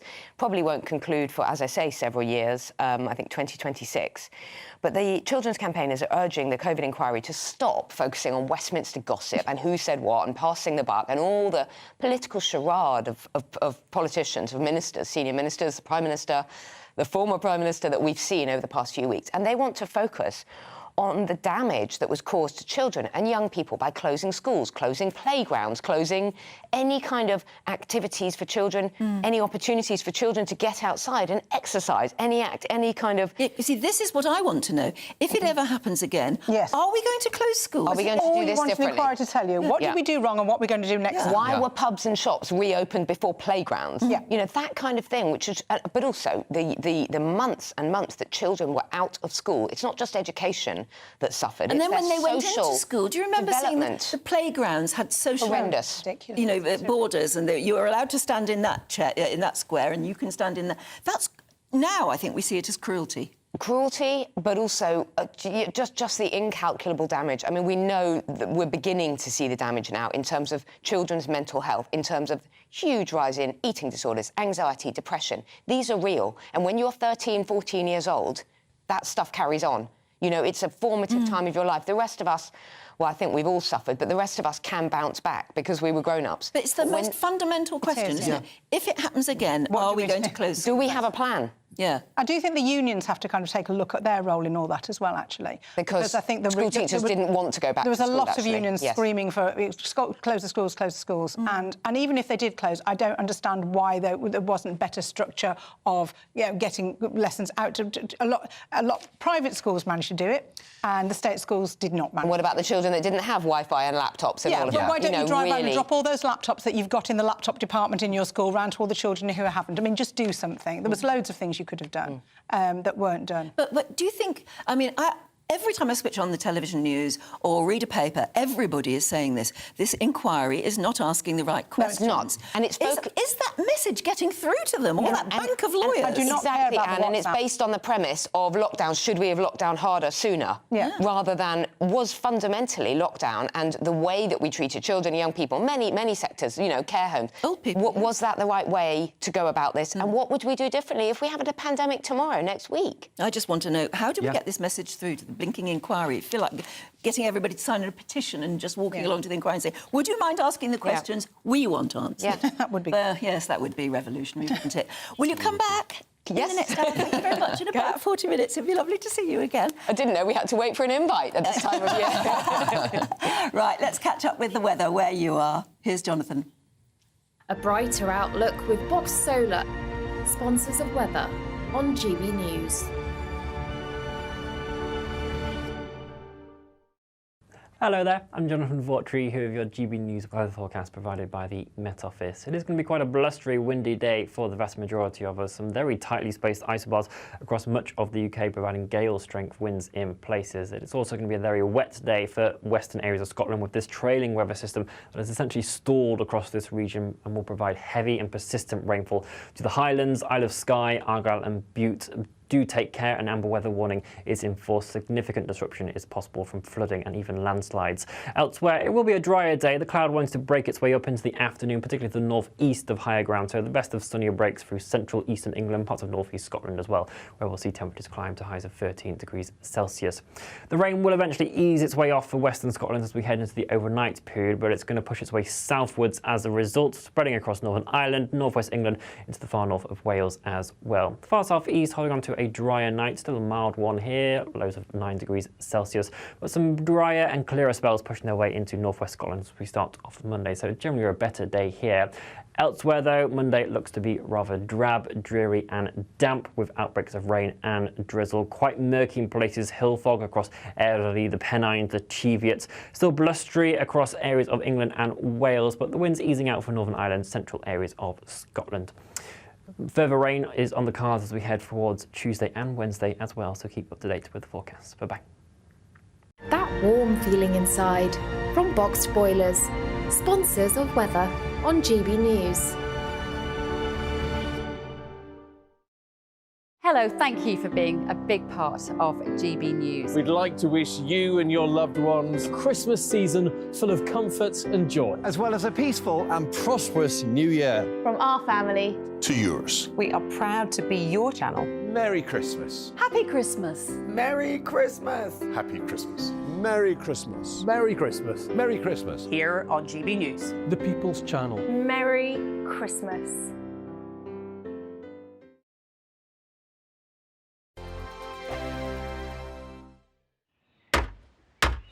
Who is it? We're here for the show. Welcome to the Dinosaur Hour with me, John Cleese. I was married to a therapist. And you survived? I thought we were getting Hugh Laurie. Second best. You interviewed Saddam Hussein. What's that like? I was terrified. I'm playing strip poker with these three. Ah! No, thank you. My CDs need to be put in alphabetical order. Are you going to be problematic again? The Dinosaur Hour. Sundays on GB News. Good afternoon, Britain. Good afternoon, Britain. Join us, Tom and Emily, To find out what's happening in the heart of Westminster. and why it matters to you. Weekdays from midday, we bring you the most compelling stories from across the United Kingdom. And from your doorstep to our inbox. That's right, we want to hear from you. GB News. Britain's news channel. I think the most exciting bit for me is talking to people. People who I think are ignored often by the major news channels.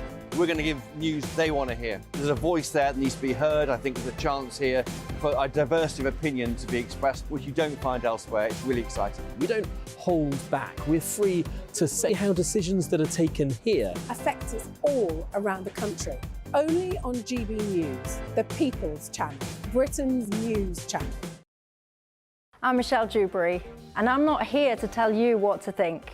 I'd much rather hear what you have to say. So send in your opinions to gbviews@gbnews.com. Keep them clean, and you never know, I might read them out. With my panel here on Jubes & Co, we debate, we get stuck into the issues of the day on a show where all views are welcome, especially yours.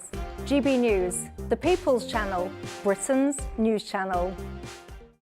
In the GB Newsroom, we bring you the news as it happens. With our team of dedicated journalists across the UK, we're ready to give you accurate reporting every day.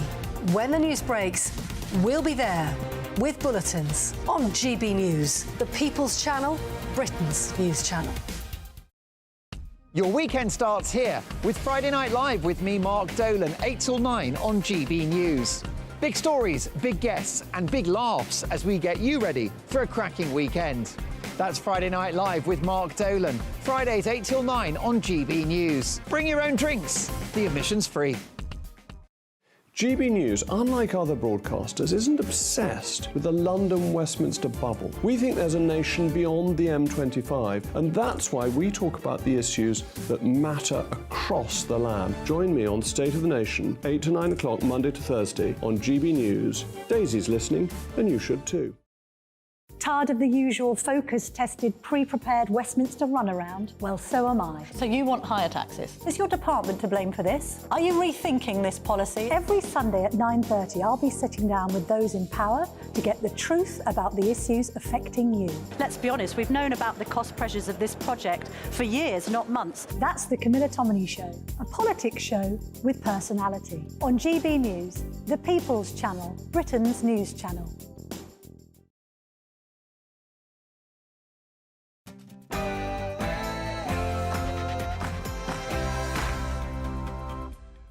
Good morning. It's coming up to 8 o'clock on Sunday, the 17th of December.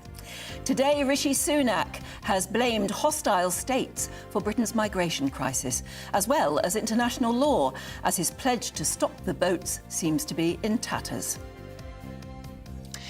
It's the latest cheese craze, the Minger, dubbed brutal on the nose, but by its own creator. Is it actually minging? We'll bring you that report shortly. And Luton Town captain Tom Lockyer has suffered a horrific cardiac arrest, collapsing midway through a game against Bournemouth. And it's the second cardiac arrest he's suffered in 7 months. Aidan McGee is here with your sport, and I'm sure you've got lots more about him. Yes, absolutely. Luton Town did confirm in a statement last night that Tom Lockyer, their captain, is awake and responsive. Indeed, he was when he left the stadium last night. The game was 1-1 when it was suspended. And we'll get more updates throughout the hour and throughout the morning. And Jonathan's got your weather. Heavy rain could bring disruption across western Scotland today with an amber weather warning in force. A drier second half of the weekend for others. Join me later for the full forecast. And you can join in any of our discussions by emailing us, gbviews@gbnews.com. You're watching Breakfast here on GB News with me, Anne, and him, Cameron. Hello.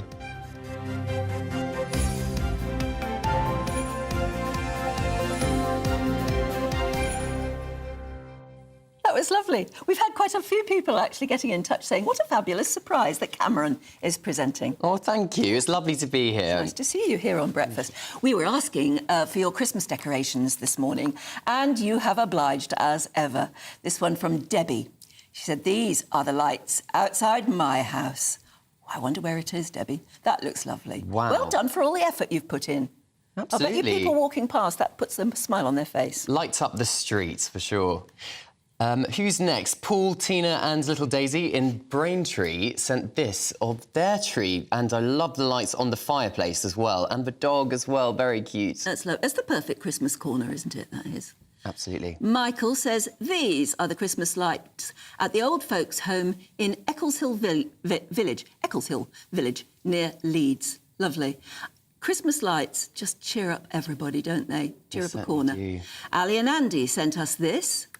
Oh, wow. Lovely tree, very nice colours. Smashing.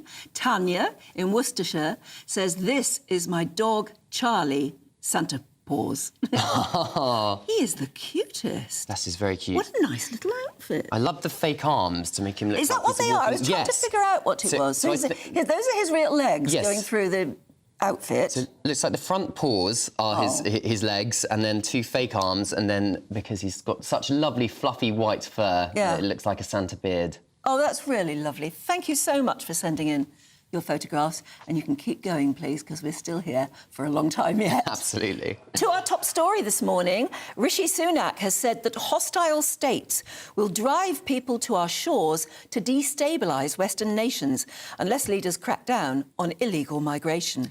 On a visit to meet Italian Premier Giorgia Meloni, the Prime Minister said that asylum conventions must be revamped, adding that the growing number are, quote, overwhelming our capacity to help those who need our help most. Well, joining us live in the studio right now, GB News' political correspondent, Catherine Forster. Catherine, we've already sort of spoken so much this morning about about the rhetoric, which has obviously been ramped up. But is he right, actually? Is there deliberate work afoot from hostile states to destabilise the West? Well, certainly countries like Russia and China are not unhappy to see large numbers of migrants heading to the West, because let's face it, the United Nations estimates about 100 million refugees in the world currently, and you don't see these people heading for Russia or for China or for North Korea or for Iran, do you? They want to come, understandably, to Western Europe or to North America. And certainly, you know, Belarus a few years ago, the migrant crisis of 2015-16 in Europe, Belarus were very happy to cause problems on the border with Poland. So certainly, you know, Rishi Sunak is saying enemies will use this as a weapon to destabilise. They're not unhappy, and we've seen previously that people will use this against us, but really quite astonishing language, the sort of language that we were more used to hearing from the former Home Secretary, Suella Braverman.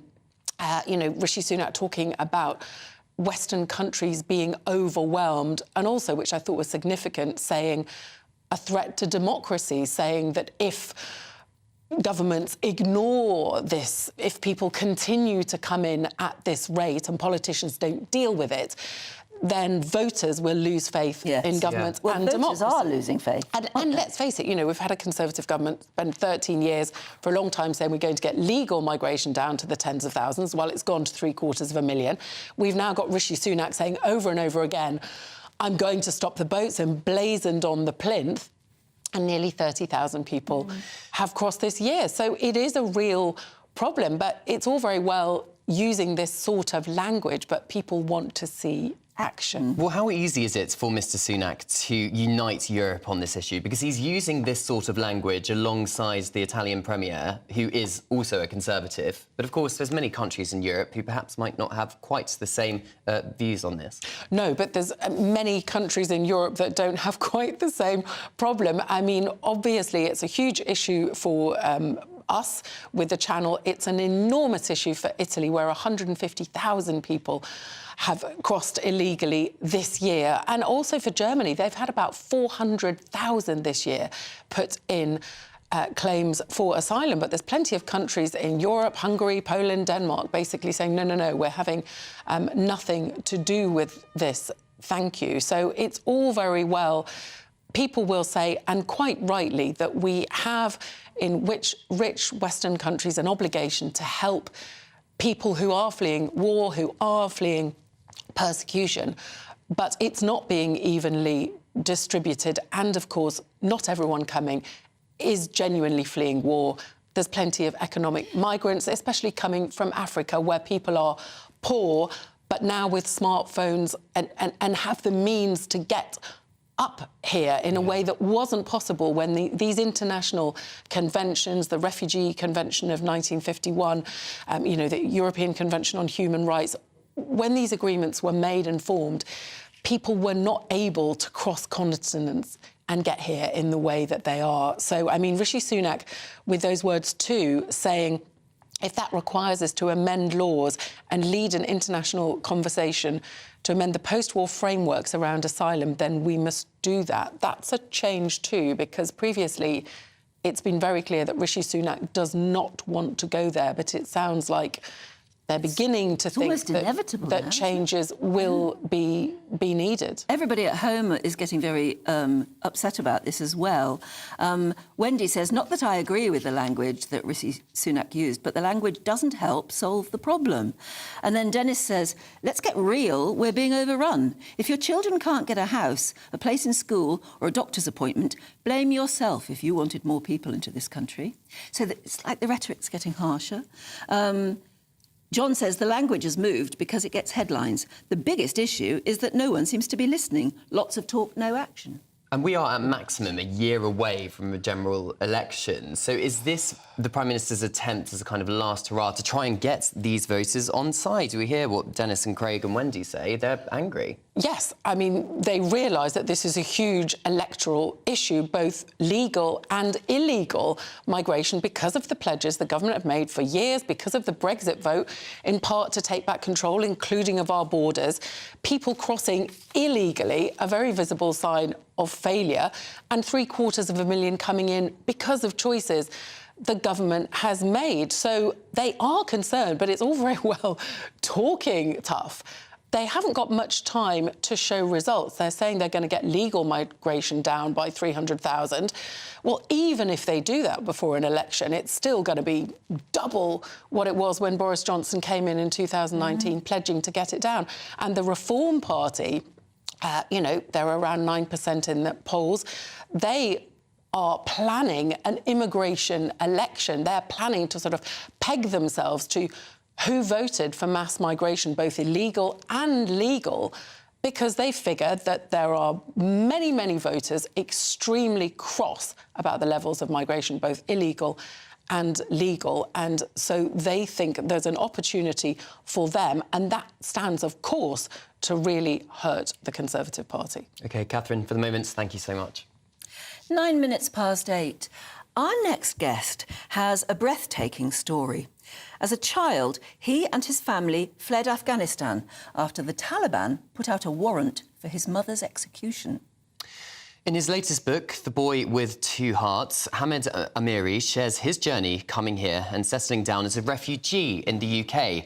His story has been adapted into a sold-out play as well. And he joins us now live from Cardiff. Good morning, Hamed. Good morning. Lovely to see you. First of all, I've got to ask you, why is it actually called The Boy with Two Hearts? It's a reference to my older brother who had a very complex heart condition. Sorry, I didn't quite hear that. I don't think I just repeat that. Sorry. Quite well. Yeah, just repeat it if you would.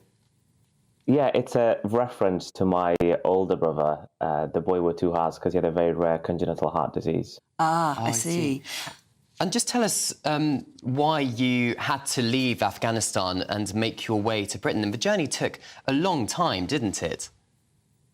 It did, yes. So we left Afghanistan when I was about 10, older brother, younger brother, mum and dad. And mum got frustrated about the lack of women's right to equality and education. So she said, I'm going to speak up against that. She did, and there was an execution order. Terrifying, isn't it? There's only one thing you can do then, I suppose, is just try and escape. We did. Had to leave everything behind, from family, belongings, memories, cousins, sold everything that we could do, and we had to approach the people that we didn't want, which is the human traffickers. That's the problem always, isn't it? You tend to fall into the wrong hands. What were they like to you? Horrible, scary. I kind of lost faith in humanity because of my experience, and that experience was 18 months. How did you manage to get to Britain? The best way I would describe it is multiple failed attempts, from 6 months in Moscow, hidden compartments in cars, back of lorries, few very, very close calls, and eventually back of the lorry when, you know, the so-called analogy that you hear, that's physically how we got into UK after 18 months. And it was a scary 18 months for us. And did the traffickers provide you with fake passports? They did, yeah. So we got robbed twice, actually, along the way. Once at the gunpoint, once in Russia. And there was a moment when the traffickers gave us a fake passport to be able to get on a plane to get to Austria. What's it like when you arrive and you know you're going to have to go through passport control with a fake passport? How does that feel? It must be terrifying, and you were only 10. And to be able to pretend you speak English as well. So I think it was me thinking it almost as a game, and I knew the stake was high because not only we knew we had to get to UK because of my older brother with his condition, but also the pressure of not letting my parents down. So I pretended to be very cool and nearly got caught. But yeah, you just had to kind of go through the motion. And how did your brother handle it? He was calm, but through that 18 months, he did have multiple episodes. And there was moments that I thought he's not going to be able to make it. And what was your experience in a UK hospital with your brother, and how would that compare to where you had come from, the medical treatment he received? To me, my faith in humanity got restored the way NHS staff looked after my brother. Even though they couldn't speak to him, they wanted to know what was wrong with him. Even though they didn't know him, I felt like they loved him as much as I did. So to me, I and my family owe a lot to NHS. And how is the family now? How's your mother? Mum and dad are good. My younger brother is good, but Hussein unfortunately passed away in 2018, which is one of the reasons I wrote the book, The Boy with Two Hearts, to cement his legacy. That's a lovely way to do it. Thank you for telling us your story. Thank you for having me. And I don't know whether it's important to you or not, Christmas, but happy Christmas. Thank you so much. I am looking to enjoy myself the next few weeks and have an excuse to binge on food and TV. Well, that's a good way to do it. Good luck with the book as well. Thank you very much indeed. Thanks, Hamed. Thank you so much. Called The Boy with Two Hearts. Right, it's 8:15 already. Let's have a quick look at some of the other stories making headlines this morning. 61 migrants have drowned after a boat carrying them towards Europe sank off Libya. Survivors have said that the boat, which was making its way to Italy, was carrying around 86 people. Israeli forces have entered a Catholic church in Gaza, shooting an elderly woman and her daughter dead, according to the local Latin Catholic Church and the relatives of the Lib Dem MP Leila Moran. Ms Moran says that her family are among hundreds of civilians trapped in that church, adding that her family are, to quote her, days away from dying without access to water or food. And Donald Trump has made some controversial comments during a campaign event in New Hampshire, where he railed against migrant crossings at the US-Mexico border, which hit new highs in September. When they let, I think the real number is 15, 16 million people into our country, when they do that, we got a lot of work to do. They're poisoning the blood of our country. That's what they've done. They poison mental institutions, but all over the world they're coming into our country, from Africa, from Asia, all over the world. They're pouring into our country. Nobody's even looking at them. They just come in.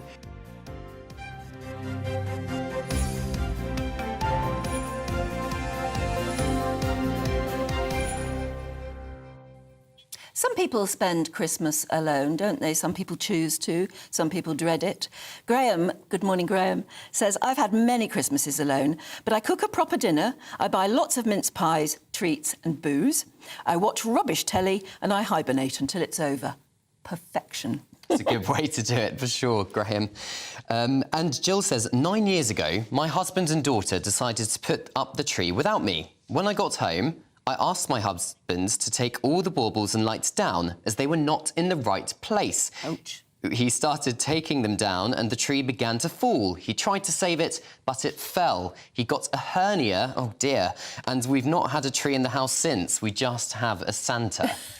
I'm sorry, I mean, it's not funny having a hernia, but... Sounds very traumatic. This time of year is very big on accidents because people put themselves in precarious positions that they never would the rest of the year. You know, you stand on a chair to put the fairy on the tree and then everything goes. So be very careful with whatever you're doing. And I've seen a lot of videos on social media of cats jumping at Christmas trees and the whole thing toppling over as well. There seems to be a lot of that going around, pets destroying Christmas trees. Yeah, be very careful.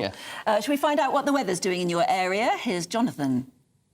Hello there, I'm Jonathan Vaughtry, here with your GB News weather forecast provided by the Met Office. It is going to be quite a blustery, windy day for the vast majority of us. Some very tightly spaced isobars across much of the UK, providing gale-strength winds in places. It's also going to be a very wet day for western areas of Scotland, with this trailing weather system that has essentially stalled across this region and will provide heavy and persistent rainfall to the Highlands, Isle of Skye, Argyll and Bute. Do take care, an amber weather warning is in force. Significant disruption is possible from flooding and even landslides. Elsewhere, it will be a drier day. The cloud wants to break its way up into the afternoon, particularly to the northeast of higher ground. So the best of sunnier breaks through central eastern England, parts of northeast Scotland as well, where we'll see temperatures climb to highs of 13 degrees Celsius. The rain will eventually ease its way off for western Scotland as we head into the overnight period, but it's going to push its way southwards as a result, spreading across Northern Ireland, northwest England, into the far north of Wales as well. The far southeast holding on to a drier night, still a mild one here, lows of 9 degrees Celsius, but some drier and clearer spells pushing their way into northwest Scotland as we start off Monday, so generally a better day here. Elsewhere, though, Monday looks to be rather drab, dreary and damp with outbreaks of rain and drizzle. Quite murky in places, hill fog across Eryri, the Pennines, the Cheviots. Still blustery across areas of England and Wales, but the wind's easing out for Northern Ireland, central areas of Scotland. Further rain is on the cards as we head towards Tuesday and Wednesday as well, so keep up to date with the forecast. Bye-bye. Wake up to the headlines with Headliners every morning at 5 a.m. We treat you to the day's biggest stories before anyone else, 7 days a week. You can catch up on everything you need to know before you've even had your kippers. Headliners every morning at 5 a.m. only on GB News, the People's Channel, Britain's news channel. I'm Andrew Doyle. Join me at 7 o'clock every Sunday night for Free Speech Nation, the show where I tackle the week's biggest stories in politics and current affairs with the help of my 2 comedian panellists and a variety of special guests. Free Speech Nation, Sunday nights from 7 on GB News, the People's Channel, Britain's news channel. Big news, big debates, big opinion. Patrick Christie's Tonight is the week's biggest show. Every weekday, 9 to 11 p.m, we've got the inside track on the day's top stories. There'll be sharp takes you won't get anywhere else. We will set the news agenda, not just follow it, and I want to bring you along for the ride. Whatever it is, we'll have our finger on the pulse. It's news, but it's this close to entertainment. Patrick Christie's Tonight, 9 to 11 p.m, only on GB News, the People's Channel, Britain's news channel. Now then, Lee Anderson here.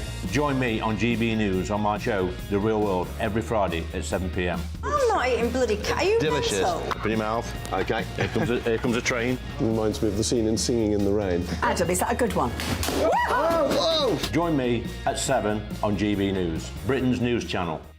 What you get for breakfast is something that, if we do our jobs right, you will wake up to news that you didn't know the night before. It's a conversation. It's not just me and Eamon. We want to get to know you, and we want you to get to know us. From 6, it's Breakfast with Eamon and Isabel. Monday to Thursdays on GB News, Britain's news channel. There's only 3 people you can trust in life. Your doctor, your lawyer, and your nana.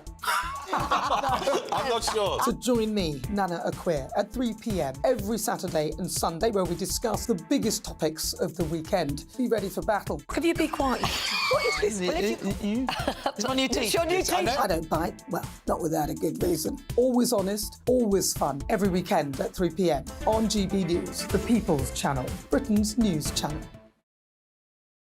Every Sunday from 11, join Michael Portillo. There'll be topical discussion, looking at the week before and the week to come. So kick back and relax at 11 a.m. on Sundays on GB News with me, Michael Portillo. GB News, the People's Channel, Britain's news channel. I'm Michelle Dewberry, and I'm not here to tell you what to think. I'd much rather hear what you have to say. So, send in your opinions to gbviews@gbnews.com. Keep them clean, and you never know, I might read them out. With my panel here on Jubes & Co, we debate, we get stuck into the issues of the day on a show where all views are welcome, especially yours. GB News, the People's Channel, Britain's news channel. Have a great Saturday night with me, Leo Curse, on the Saturday Night Showdown. It's a crazy world out there, so come and make fun of it with me, my panel of comedians, and a couple of people who actually know what they're talking about. The Saturday Night Showdown is your front row ticket to the clown show, every Saturday, only on GB News, the People's Channel, Britain's news channel.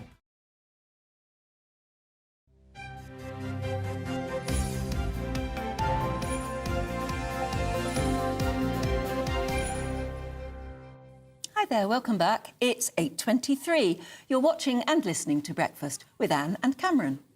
Good morning. Well, nothing quite rounds off a Christmas Day feast like a well-stocked cheese board. And this year, yours might end up being a little bit whiffy. Yes, that's because the aptly named Minger from Highland Fine Cheeses is now on sale in British supermarkets for the first time. And despite its pretty ripe aroma, apparently it tastes really good. Well, our Scotland reporter Tony Maguire took the trip up to Tain in the Scottish Highlands to see what all the fuss is about.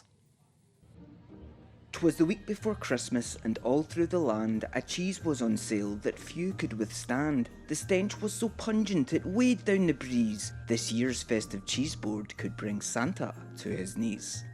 That is, if he can even get his hands on Minger, produced here at Highland Fine Cheeses.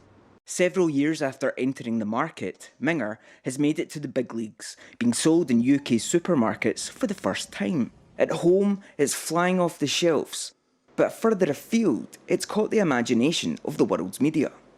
Cheesemaker Rory Stone is taken aback by the global reception, but international fans should temper expectations if they're looking to give it a go. I was doing interviews on Australian radio, a piece printed in the New York Times, and we don't even export. And it's a stretch of the imagination to think that a cheese that's probably at its best at about 6 weeks could be easily exported. But it's just been amazing to see the response. This isn't Rory's first attempt to sell Minger to supermarkets. In previous years, purchasers loved the cheeses, but they turned their noses up at Rory's choice of names. Nevertheless, the cheeky name cheese went on to win awards, and it sold so well in cheese stores that Asda and Morrison's are stocking Minger this holiday season. So Minger has an underdog story arc worthy of a Netflix adaptation, but the proof is in the pudding, as they say, or, in our case, the confirmation is on the cracker. Aye, I wouldn't call it minging. No, it's very good. I don't know if I would introduce it when I brought it out. Honestly, it tastes good, but I think I don't like it. The texture? Brie with a little bite. It'd be a talking point over the Christmas lunch. Yes, that's right. What's a ham and a curry this Christmas? So I don't think it would go with that. No, I don't think no, it's lovely. Setting aside its pungent aroma, Minger actually has a smooth texture and an unexpectedly sweet, meaty taste. So if you're tired of debating the virtues of Brussels sprouts around the table this Christmas, then Minger has arrived at the perfect time to give more fuel to your festive food family feuds. Tony Maguire, GB News, the Highlands. Oh, I think Christmas is the time to try out a new cheese on your cheese board. Shall we find out from an expert? This is Edward Hancock. He's the founder of Cheese Geek. Good morning to you. Morning, Anne. Morning, Cameron. How are you doing? Oh, we are very well, and we don't know what the Minger tastes like. We wanted some in the studio, but health and safety. No, it's not. We just didn't manage to get any. But it's lovely at Christmas to have unusual and tasty and maybe even rather smelly cheeses, isn't it? What could you recommend to us? Yeah, I certainly think so. A lot of people do seem to, make cheese a centerpiece of their Christmas sort of meal. So it's a good opportunity to, I guess, discover some new flavors and varieties. And certainly washed rind cheese. So this Ming is a washed rind cheese. So that's what gives it its pungent flavor. Is a good place to start. I mean, from my perspective, I'm always looking at a balanced cheese board. So you want to have a few kind of entry points for people who might be slightly tentative. A nice cheddar territorial cheese. But then you definitely want to challenge everyone towards the end of the cheese board with something that's a bit more out there, certainly like Minger. Yeah, it's difficult to know, isn't it, how far to go? But and you do wonder as well whether it's just the name that tends to sell a cheese to you. So is it important, if you're a cheese maker, to think of a really good name? Yeah, I mean, I think what we're always trying to do is pick a name that is accessible. So I think one of the issues with the cheese industry is sometimes it can be a bit daunting for people that dip their toe in once or twice a year. So I think the name here, Minger, probably has helped to, in some ways create the story. But it also, if you see a cheese on the shelf called Minger, you're probably more likely to give it a go just because it's a bit of fun and it's something to talk about around the table. So if that's the way to get someone to try it, then I'm all for it. And actually, I think like we saw in that segment, the bark is far worse than the bite when it comes to most of these cheeses. They're very stinky, but actually in terms of flavour, they're actually quite mild, which is really, really surprising. So do you think the smell of cheese sometimes put people off, particularly if they're trying cheese for the first time or a particularly strong-smelling one? 100%, yeah. And the issue you've got with a cheese like this is what's giving it that colour and also the smell is called Brevibacterium linens, which is a cousin of the same Brevibacterium epidermidis, which is actually what gives you smelly feet.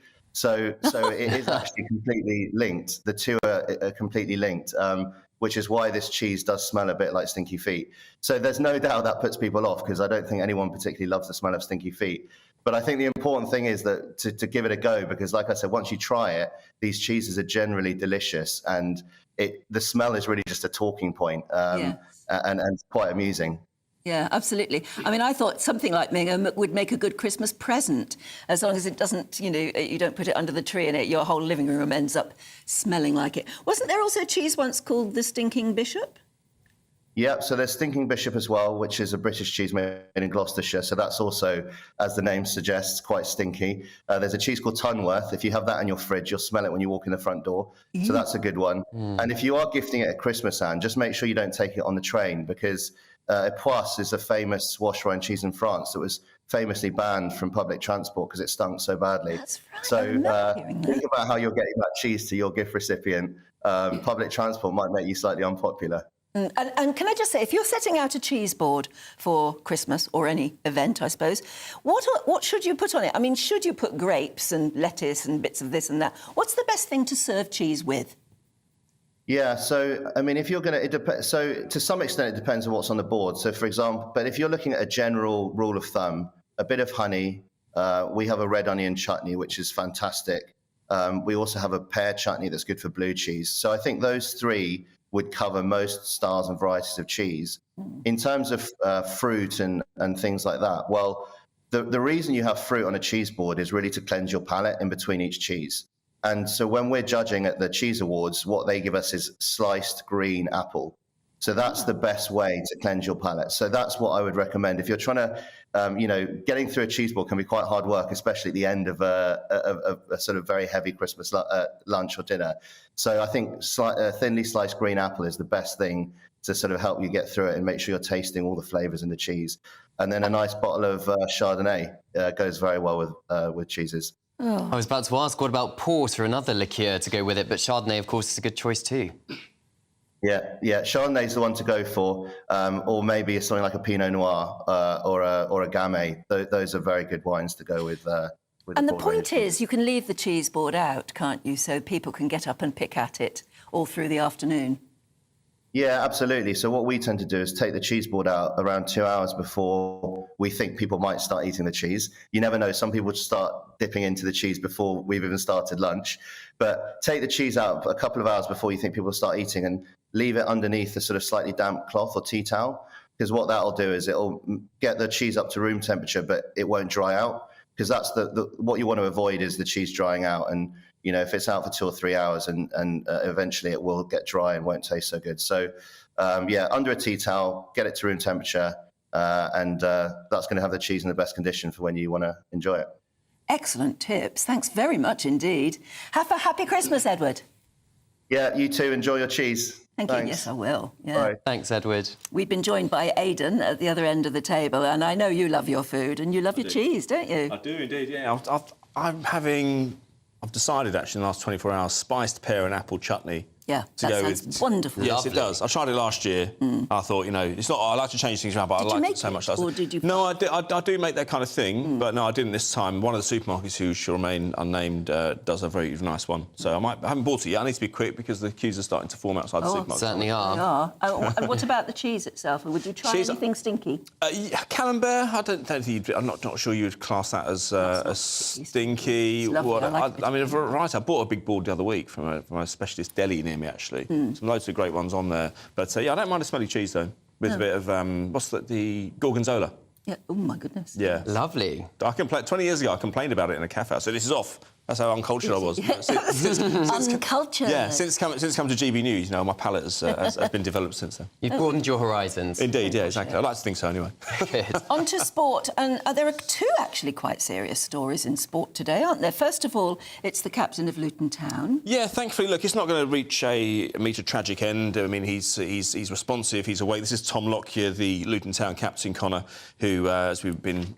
Sorry, Cameron, I do apologise. That's OK. You're new here. So, he collapsed yesterday on the pitch. He was in the middle of... He was away from the main focus of the camera, where the camera is trained, away from the pitch, away from the players as well. And he just collapsed, as he did actually, Cameron, in the playoff final against Coventry back in Wembley, where the weather was much different. It was very, very warm. Yesterday, almost freezing conditions down there, as you'd expect for the time of year.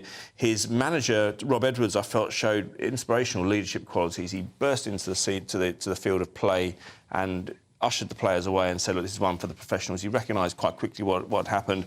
It does look like, or it's been confirmed, it was a cardiac arrest. But as I say, Luton Town commented last night, late on, and said that he's stable in hospital. He's responsive. He was responsive in a wake as he left the ground, actually, but he's in hospital at the moment. Cameron having treatment at a hospital in Bournemouth. Because there's been a number of players over the last decade, 2 decades or so, who have experienced a similar incident. So what is it about young sports stars who are having such dangerous medical episodes? Well, look, I'm no medical expert, but it has been raised in the last 24 hours that, you know, these players are trained to within an inch of their life almost, and their conditioning. I mean, someone said to me recently, I said, you know, the amount of players you see 5-6 years after they've finished playing, and they say, oh, you've let yourself go a bit. Well, actually, that's just their bodies returning to their normal shape because they've been encouraged to be as light and as trim and as aerodynamic as possible, because the game is so much about speed now. You look at players maybe 20 years ago, they were kind of more of a thick-set build, more like a rugby build, actually. But footballers now are almost trained like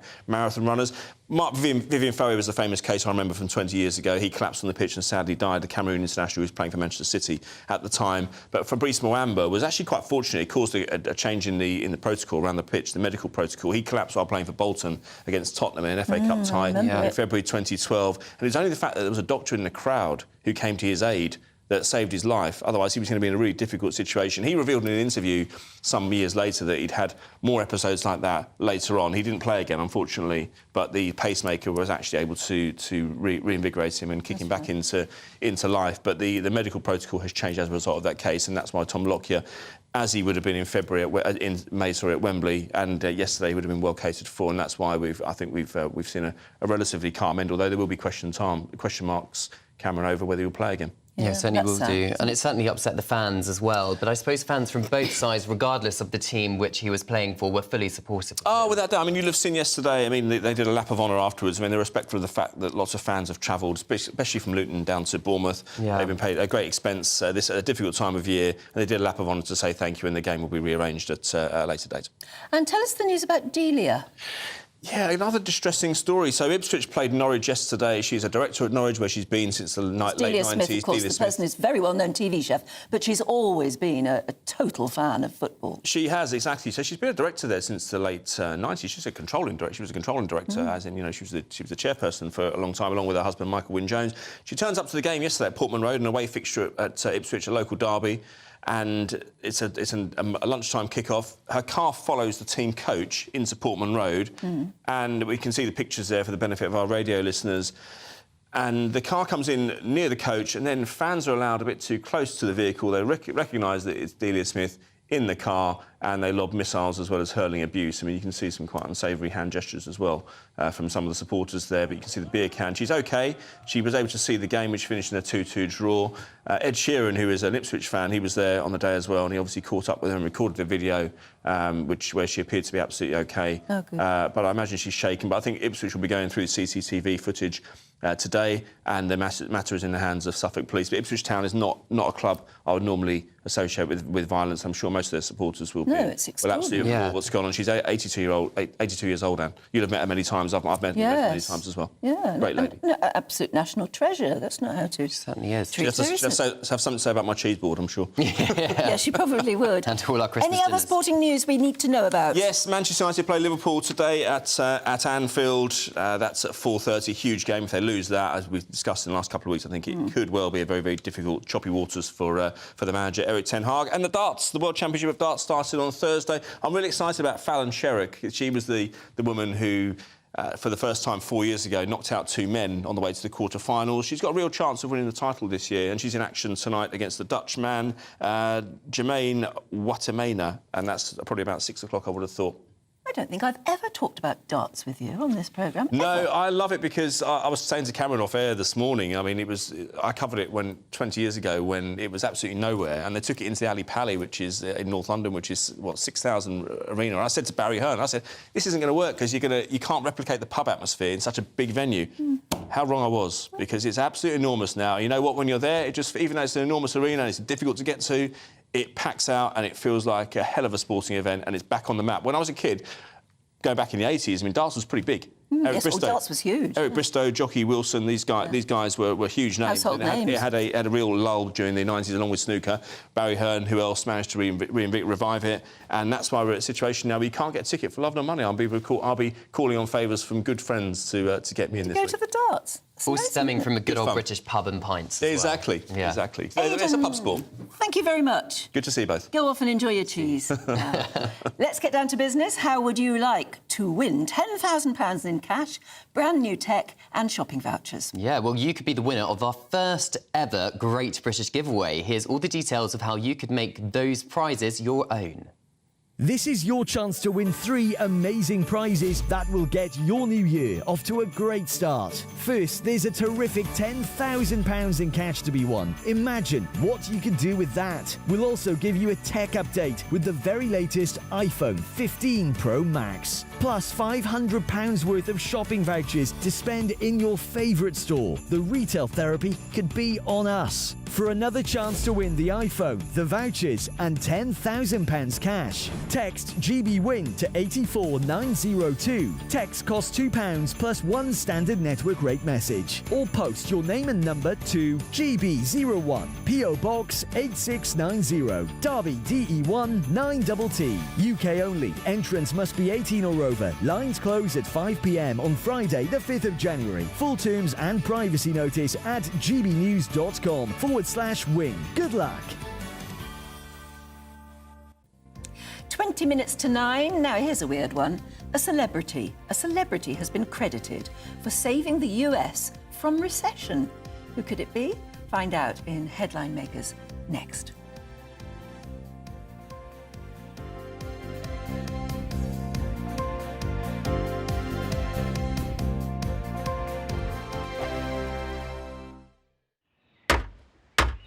Who is it? We're here for the show. Welcome to the Dinosaur Hour with me, John Cleese. I was married to a therapist. And you survived? I thought we were getting Hugh Laurie. Second best. You interviewed Saddam Hussein. What's that like? I was terrified. I'm playing strip poker with these 3. Oh! No, thank you. My CDs need to be put in alphabetical order. Are you going to be problematic again? The Dinosaur Hour. Sundays on GB News. Good afternoon, Britain. Good afternoon, Britain. Join us, Tom and Emily, To find out what's happening in the heart of Westminster. and why it matters to you. Weekdays from midday, we bring you the most compelling stories from across the United Kingdom. And from your doorstep to our inbox. That's right, we want to hear from you. GB News. Britain's news channel. I think the most exciting bit for me is talking to people. People who I think are ignored often by the major news channels. We're going to give news they want to hear. There's a voice there that needs to be heard. I think there's a chance here for a diversity of opinion to be expressed, which you don't find elsewhere. It's really exciting. We don't hold back. We're free to say how decisions that are taken here affect us all around the country. Only on GB News, the People's Channel, Britain's news channel. I'm Michelle Dewberry, and I'm not here to tell you what to think. I'd much rather hear what you have to say. So, send in your opinions to gbviews@gbnews.com. Keep them clean, and you never know, I might read them out. With my panel here on Jubes & Co, we debate, we get stuck into the issues of the day on a show where all views are welcome, especially yours. GB News, the People's Channel, Britain's news channel. In the GB Newsroom, we bring you the news as it happens. With our team of dedicated journalists across the UK, we're ready to give you accurate reporting every day. When the news breaks, we'll be there with bulletins on GB News, the People's Channel, Britain's news channel. Your weekend starts here with Friday Night Live with me, Mark Dolan, 8 till 9 on GB News. Big stories, big guests and big laughs as we get you ready for a cracking weekend. That's Friday Night Live with Mark Dolan. Fridays 8 till 9 on GB News. Bring your own drinks. The admission's free. GB News, unlike other broadcasters, isn't obsessed with the London-Westminster bubble. We think there's a nation beyond the M25, and that's why we talk about the issues that matter across the land. Join me on State of the Nation, 8 to 9 o'clock, Monday to Thursday, on GB News. Daisy's listening, and you should too. Tired of the usual focus-tested, pre-prepared Westminster runaround? Well, so am I. So you want higher taxes? Is your department to blame for this? Are you rethinking this policy? Every Sunday at 9:30, I'll be sitting down with those in power to get the truth about the issues affecting you. Let's be honest, we've known about the cost pressures of this project for years, not months. That's the Camilla Tominey Show, a politics show with personality. On GB News, the People's Channel, Britain's news channel.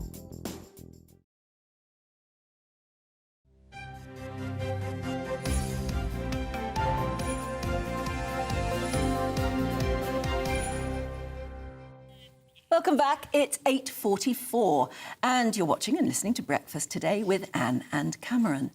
Let's look into lots of the stories making headlines today with our lovely guests, Susan Holder and Emma Wolfe. But let's take you through the front pages first, and we'll start with the Sunday Telegraph, which reports on the Prime Minister's saying that hostile states are using migration to destabilise the West.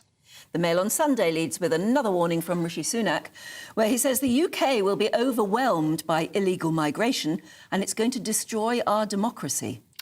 The Sunday Times has an undercover investigation that's found Royal Mail workers are leaving letters abandoned on depot shelves. And The Observer says the Prime Minister has missed pledges on NHS waiting lists and beds, and that our health system is once again facing a winter crisis.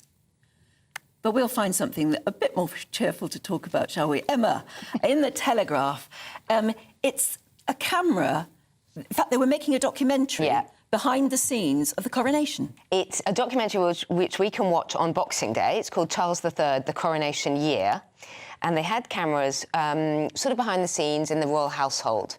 And there's some lovely scenes, lovely footage has come out of just after the coronation, when the king, the newly crowned king and the queen left the coronation, and then they get back to the palace.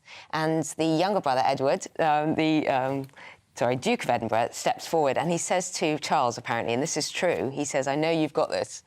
Just really so lovely moments of that relief, of getting through it, and all the royal household. It looks like a wonderful documentary. All the royal household sort of talking about how excited it was, but how difficult, and that sort of kicking your shoes off moment when they got back and they were, and you covered it, I'm sure. I mean, you did. And Camilla apparently got in. It was after one of those moments, like the waving to the crowds or something. Yeah. And she got in and she went. And I'm dying to see that. But what I love is in this documentary, there's also behind-the-scenes footage of them rehearsing for the coronation in Buckingham Palace, and they all look incredibly relaxed, particularly the king. Yeah. And you can only imagine the pressure he was under. Yeah. And there's a moment where Justin Welby actually fluffs his lines and just kind of forgets the last word, and Charles kind of prompts him and they all roar with laughter. Well, that won't happen tomorrow, sort of thing, hopefully. And it's just like, you've got to be able to do that. And, I mean, the family support there, I think, is key. On the way to the coronation, Camilla's sister, Annabelle, is seen kind of waving up and kind of dabbing her eyes with a tissue. And just going, I remember kind of, watching these sort of events when I was a little girl, and now I'm watching my sister go to be crowned. And Annabelle Elliott says at one point in the documentary, she was obviously the lady in attendance as well as being the Queen's younger sister, and she said, getting back to Buckingham Palace, what a relief. It's done and it's been brilliant. It was a sort of almost take your shoes off moment. She talks about actors coming off a stage and how they're, that sense of relief and just kicking your... Is that when you've been involved in a wedding, whether your own or a really close friend, and it's like, it's all gone well, it's like, oh, thank goodness. Because there's a lot of acting and I mean, there's so much that was involved in the coronation of doing the right thing at the right moment. It was complicated as well as being a hugely emotional... And as far as we know, it went ahead really smoothly. It did, apart from one instance, and the Prince and Princess of Wales arrived slightly late. Yes. So the King and the Queen were forced to sit in the carriage for ages, for 5-6 minutes, which felt like an eternity, sat there watching. And the King, someone looked at his lip reading. Yeah, and was like, why are we out? What are we doing? Yeah, but when you have 3 little kids and you're trying to get them ready and get them, it's probably why. I think there was some delay with the children. Is it Robert Hardman, the author, who's done it? I'm not presumably just BBC, isn't it? Yeah, I think Robert Hardman's very much involved, and we've got Princess Anne's been interviewed as well as the Queen's sister. And it's narrated by Helena Bonham Carter. Oh my God, it's got it all, hasn't it? They've learned from The Crown, I think. Yeah. Susan, let's talk about Taylor Swift. Yes, I could talk about Taylor Swift for quite a while. You may have to stop me, actually. But Jan Moore has done a big piece in the Daily Mail, and I've heard about this, and she's kind of gone into it in quite a lot of detail, that Taylor Swift... I'm a huge Taylor Swift fan. I do like her music. I think she's a great kind of role model and icon, especially for young women. But what she's been credited with, it's called Taylonomics, is actually she's been credited with saving the US from recession, which might be a bit of a stretch, but... all the states of America have been desperate for her to play their state, because wherever she goes, it makes so much money for the economy. Sure. She is so hugely successful that it really is actually having an impact on their economy, which has not really kind of been done in quite the same way before, especially by a solo performer and a woman like her. So it's her Eras tour. And it's just things like, it's been estimated to have given a £3.6 billion bump to the American economy. When she played Los Angeles, for example, she played to 500,000 people, bringing in an estimated £250 million boost to the GDP of the city. And it's all the kind of related things. It's astonishing, isn't it? It is astonishing. Incredible. And also, I mean, feminism comes in many forms. And I just think she is incredible. She obviously writes, she started as a country music artist at 14. She writes her own music. She's had bumps along the way. It's not all been plain sailing. I don't know whether you remember when she was on stage in 2009 getting a big award, and Kanye West interrupted to say he thought Beyonce should have got it. Ah, don't remember that. No, he took to the stage. I think was it the Grammys? It was the televised awards. Anyway, he then went on to write a song which had quite vulgar lyrics about her, and told everybody she'd agreed to it, which she did not. She's currently re-recording her 6 first albums because she lost control of them and somebody else bought them off her. So she's now re-recording because she doesn't... Yeah, she took on the record industry. She did. She really did. She is phenomenal. Powerful. And also, she makes, I think, personally, and you can make your own mind up, but I think she makes good music. I think it's music that I find relatable. She also does 3 hours on stage, which some of the bigger female artists... Adele struggles to tour. It's not something that she particularly enjoys doing. Madonna apparently can sometimes turn up very, very late. Beyonce takes big... I mean, I love Beyonce, but she takes big kind of breaks off stage to change her outfits. Taylor Swift, you get good bang for your buck with Taylor Swift. How old is she? That's a very good question. 33, I would say. Oh, goodness. Yeah, she's in her 30s, isn't she? Because it's not 34, yeah, she just turned 34. It's just not just America, of course. Europe, she's taken by storm as well, and she's adding to the coming economies here. of the UK, coming next year. She is. Well, maybe we need a bit more of her. And it was Taylor Swift's where seismic activity was recorded at the stadium. I think it was in the United States, because of the people stamping, all the crowd stamping in the stadium. Yeah. So she's quite a phenomenon. She is a phenomenon. Emma, tell us about the boy who's made Christmas cards. I'm so glad. This is in The Sun, and a little boy, a little 5-year-old boy called Joshua Bromley, made 700 Christmas cards for his mum's care home residents. He didn't want them to miss out on Christmas. And he actually then went off to drop them all off to all the residents in the care home, which I think is absolutely wonderful. Doesn't have to rely on Royal Mail, then. Yeah, exactly. And much cheaper than care homes a lot. It's too many, I think. Yeah, it must be a wider community. Does his mum run care homes or something? I believe so. Yeah, I see. So it's more than one home. I think. And she said, and Claire, his mum, said, I'm so proud of him. He wanted to do it for one home, but then he just kept on doing it. And as Cameron points out, he didn't have to rely on the post and he didn't have to buy stamps. Just go show little children dream big, don't they? And we lose that as we get older, because we think, oh, it's not possible, or we don't do that. Started with one and did 700. Just goes to prove just a little boy dreaming big and what he did. If we all kind of acted like that, that is real meaning of Christmas. You're absolutely right. The news is peppered with little boys or little girls who just thought of it themselves, and hopefully they've got a bit of a helpful mum or something. But they actually do remarkable to think, oh no, that actually couldn't work. Because I think of a lot of things, then I talk myself out out of them because they think, oh, that couldn't work. You think of all the... But little children don't do that, and that is a beautiful thing. What I love is the idea of each one of those residents, probably, you know, maybe they didn't have anybody else, and getting that card, a handmade little card from a 5-year-old boy, will matter. Just matter so much at Christmas. It's those little things to the community around Christmas time. Absolutely. Sure. I think we've got time, just time, to save Churchill's barge. Yes. Well, I haven't got time to save Churchill's barge single-handedly, I'm afraid, because I don't have £800,000 in my back pocket, which is what they're asking for because it's for sale. What they're saying is we may lose Churchill's barge. So this is the barge that took Churchill's coffin down the Thames in his during his funeral in 1965. It took him from St Paul's Cathedral to Waterloo Station, and people like Jonathan Dimbleby, the broadcaster, and Boris Johnson are kind of up in arms about it because it's been put up for sale, but they haven't been able to find a UK buyer. So we might lose it from the country, and it's for people who remember it.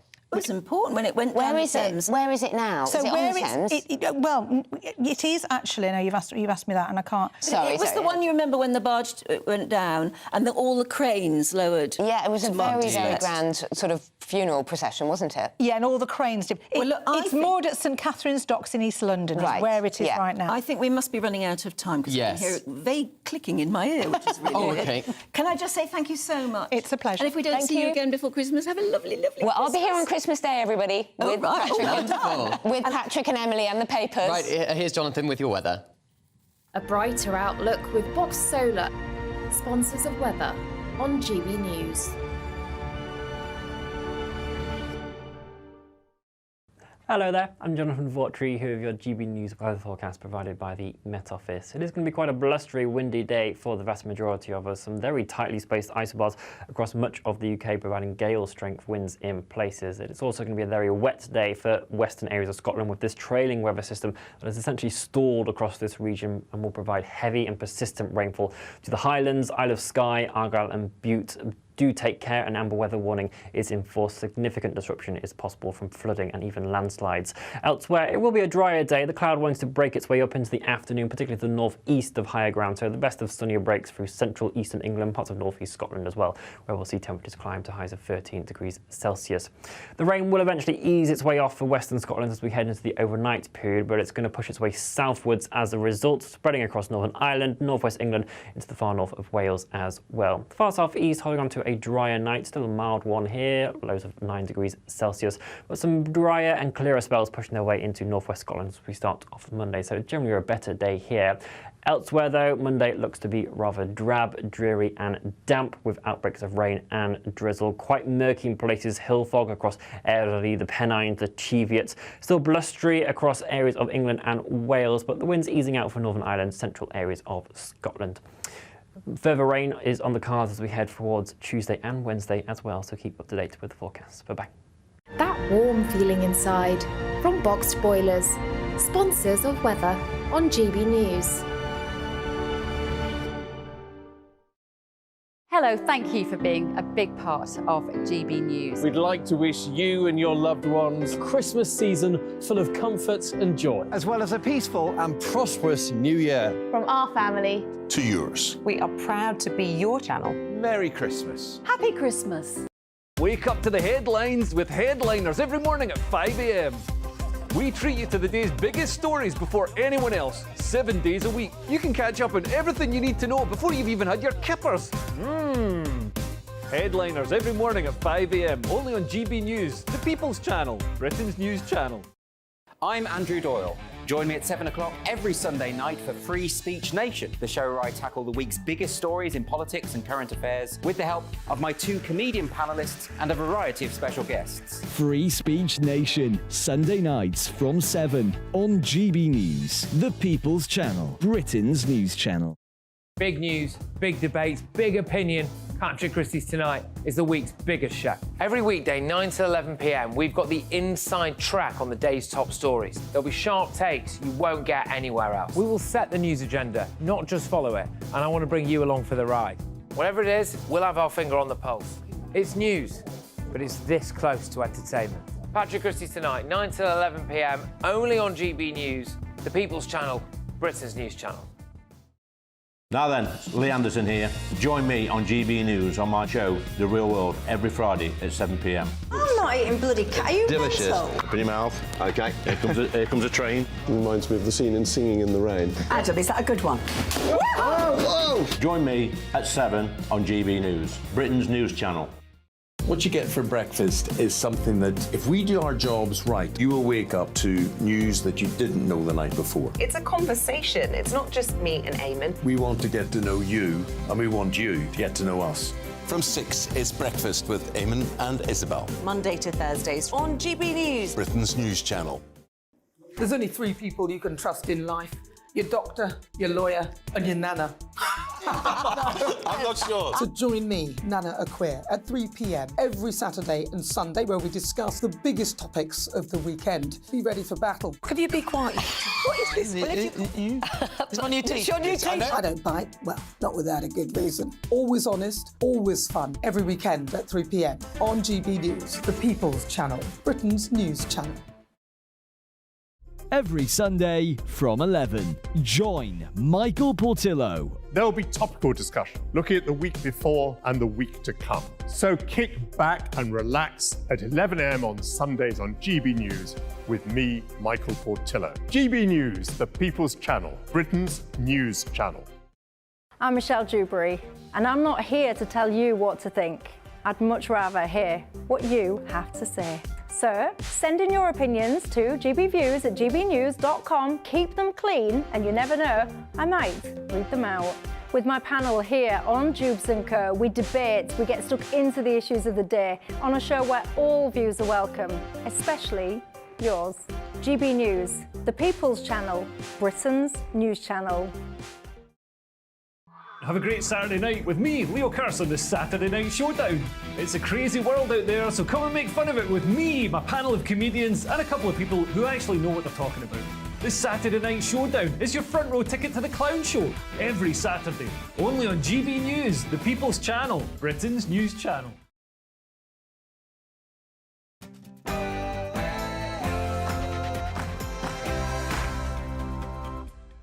Good morning. It's 9 o'clock on Sunday, the 17th of December. Today, Rishi Sunak has blamed hostile states for Britain's migration crisis, as well as international law, as his pledge to stop the boats seems to be in tatters. Teenager Alex Batty, who disappeared on holiday in Spain with his mother and grandfather 6 years ago, has finally returned home to Britain. And here's the latest cheese craze. It's called the Minger. Dubbed brutal on the nose by its own creator. Is it actually minging? We'll find out. Luton Town captain Tom Lockyer has collapsed yesterday midway through a game against Bournemouth. It's the second cardiac arrest in 7 months, and he is now recovering in hospital. And Jonathan is here with your weather. Heavy rain could bring disruption across western Scotland today with an amber weather warning in force. A drier second half of the weekend for others. Join me later for the full forecast. And you can join in any of our discussions by emailing us gbviews@gbnews.com.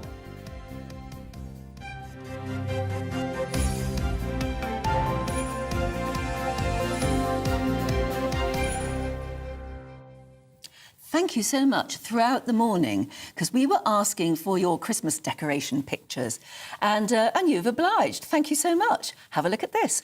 Julie says, love from cats. Susie Boy, Minky, Dibs and Titch on the card, and our own Christmas tree. And look there, we're in the background. Oh, I love to see loving the things like cats. that. Do you know, it puts a television presenter right in their place. You think you're important sometimes, and then you find out that actually all you are is you're in a little box on top of a shelf in the corner or something with a teapot on your head. Absolutely. The cats take priority in this picture, for sure. Well, they take priority in the house, clearly. Simon in Felixstowe says, here's our tree decorated by our daughters, Freya. On the left, Grayling and Grayling's stepdaughter Maddie, and Bixby, the border terrier, helped too, but was left exhausted by all his hard work. Well done, though. It looks lovely. Jane says, I saw those lovely Union Jack baubles on the tree in the studio, and I fell in love with them. So I hunted them down and I put them on my tree. They are very smart baubles. They are very festive, very British.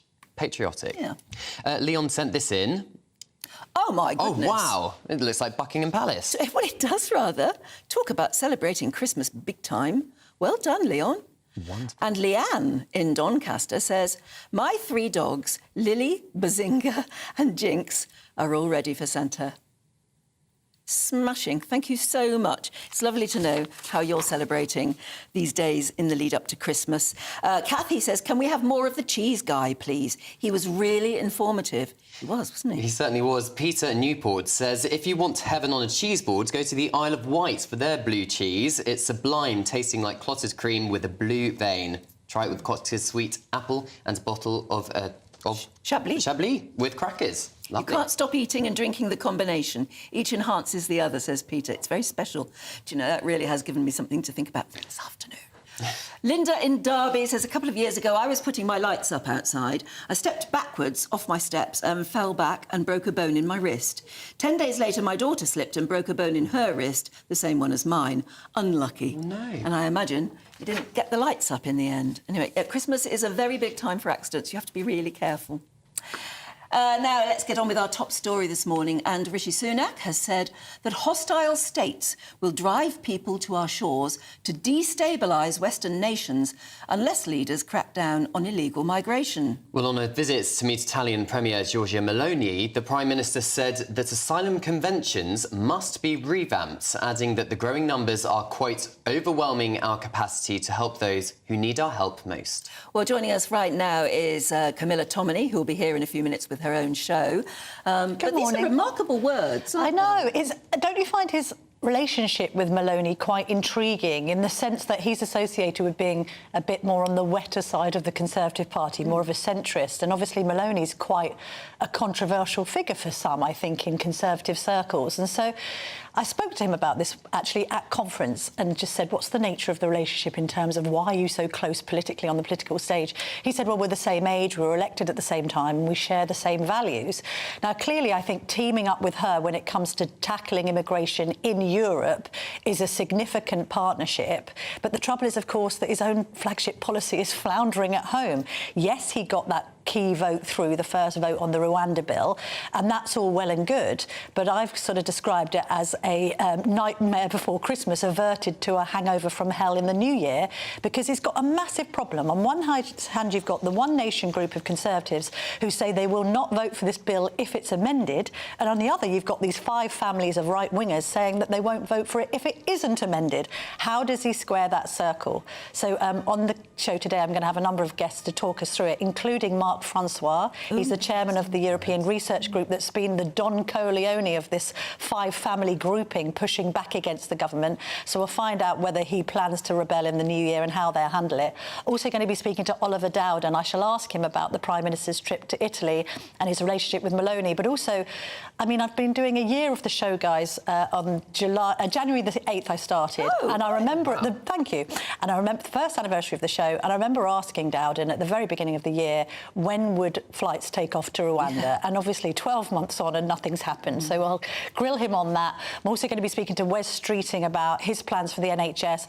He had said that we shouldn't keep on banging on about a winter crisis, but the Labour Party has just come up with a press release saying the government isn't doing enough to protect the NHS in a winter crisis. So there's a bit of a contradiction there.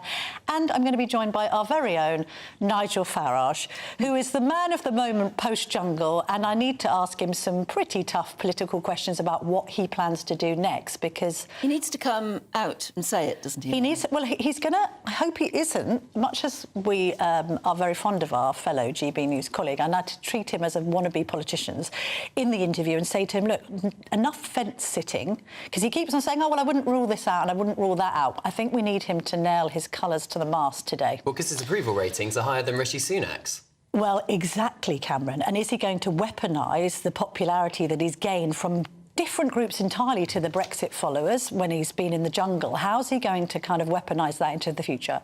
I've got a feeling he might still be slightly circumspect, but I'm going to see if I can pin him down, so stay tuned for that. Yeah, that would be worth it, if you can. Really do. Yeah, if I can, that's the big question. Even papers like the Daily Mail are being very, very sympathetic towards him. Well, I think that he's gained a huge following on social media. I think the younger generation have been kind of entranced by his slightly old-school methods, particularly when it came to how he behaved in the camp. He has always been very much what you see is what you get, but I think his counter-argument will be, when it comes to reform, he will feel like he's pushing a great big boulder up a hill, probably in return for not a seat or one seat only. He's been there, done that. He wants to push for proportional representation. I'm also going to ask him about all of these rumours about will he return to the Tory party. In fact, I want to ask Mark Francois whether he would like to see him return to the Tory party and whether there's a role for him in the Conservatives of the future, whatever might happen at the next general election. And so lots to discuss. Oh, absolutely. It's a very colourful time. It's a Christmas cracker of a show, Anne, and I'm also going to be having a political panel just to look at what's going to happen in 2024. I've got two great political experts on either side of the political divide to sort of say what's going to happen with the Tories and Labour and have some election predictions. We're looking forward to the packed show, Camilla. Thank you very much. See you later. 8 minutes past 9.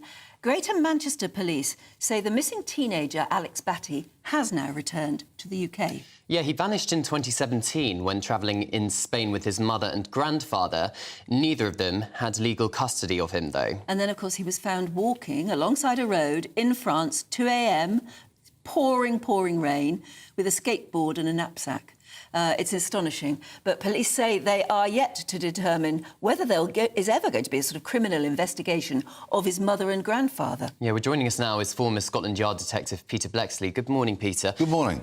The problem is, I suppose, that it's thought that his mother has gone to Finland. So how on earth do you track her down, even if there is a criminal investigation? Well, first and foremost, in fact, through the entire investigation, if there is one, the primary concern is the welfare of this young man.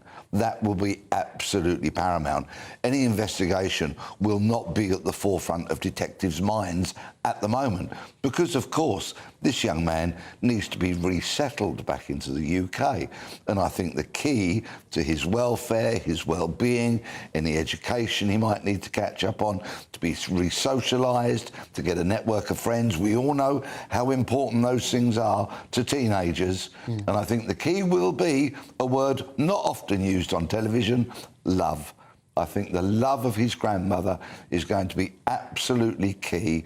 And whilst, of course, I speak as an old sweat detective and I'd be itching to get the information from him, interview him, see if any offences are disclosed that we don't even know about, for example, and do all of that, primarily there's a very vulnerable young man here who must be taken care of. How do police then interview him? Because it's vital they know certain facts without traumatising him further. Officers will be trained in interviewing vulnerable people, for example, women and girls who are victims of sexual offences, some of which are absolutely horrific. So they're very well trained in that, and they tread this very careful line between eliciting information, evidence, intelligence and caring for that person as well. So expertly trained, undoubtedly as experienced officers as they have got in this field, will have gone to France, come back with him, and they'll be taking a bit of a back seat at the moment as other people, perhaps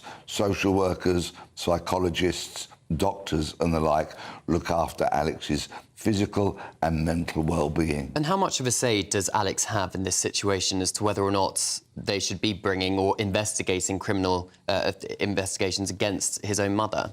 He will be key. Whilst he's 17 at the moment, he's going to be 18 and a fully fledged adult within the next few months. And one thing I would really like Alex to have on his 18th birthday is a publishing deal, because I think his book would be wanted to be read by many, many people when he's ready. If he wants to tell his tale, he may get an advance for that book. It could pay for some driving lessons and maybe a car for him. Yeah. You thought it all through, actually. Well, I'm father of three, so absolutely. But of course, he doesn't even know, or maybe he's just coming to terms with the fact that he was a missing person and that Interpol were trying to look for him. Yeah, and that brings forward, I think, a question that needs to be asked of Greater Manchester Police. Just how hard did they look for this young man? We've heard no evidence of officers in the last 6 years going to Spain, going to France. Maybe they did, maybe they didn't. We'll have to find out. Just how keen were they? Or did they think he's with his maternal mother and the breach of a guardianship order perhaps is not top of their list of priorities, although many would argue it should have been. And not just Greater Manchester Police, there was reports that the French police missed a chance to return Alex to the UK because Alex tried to enrol in a school in France but couldn't provide any identity documents, and that appears, according to reports, didn't raise any red flags. Yes, and so people might say to the school, well, did they do any follow-up inquiries rather than just perhaps turning him around and saying there's no space for you here?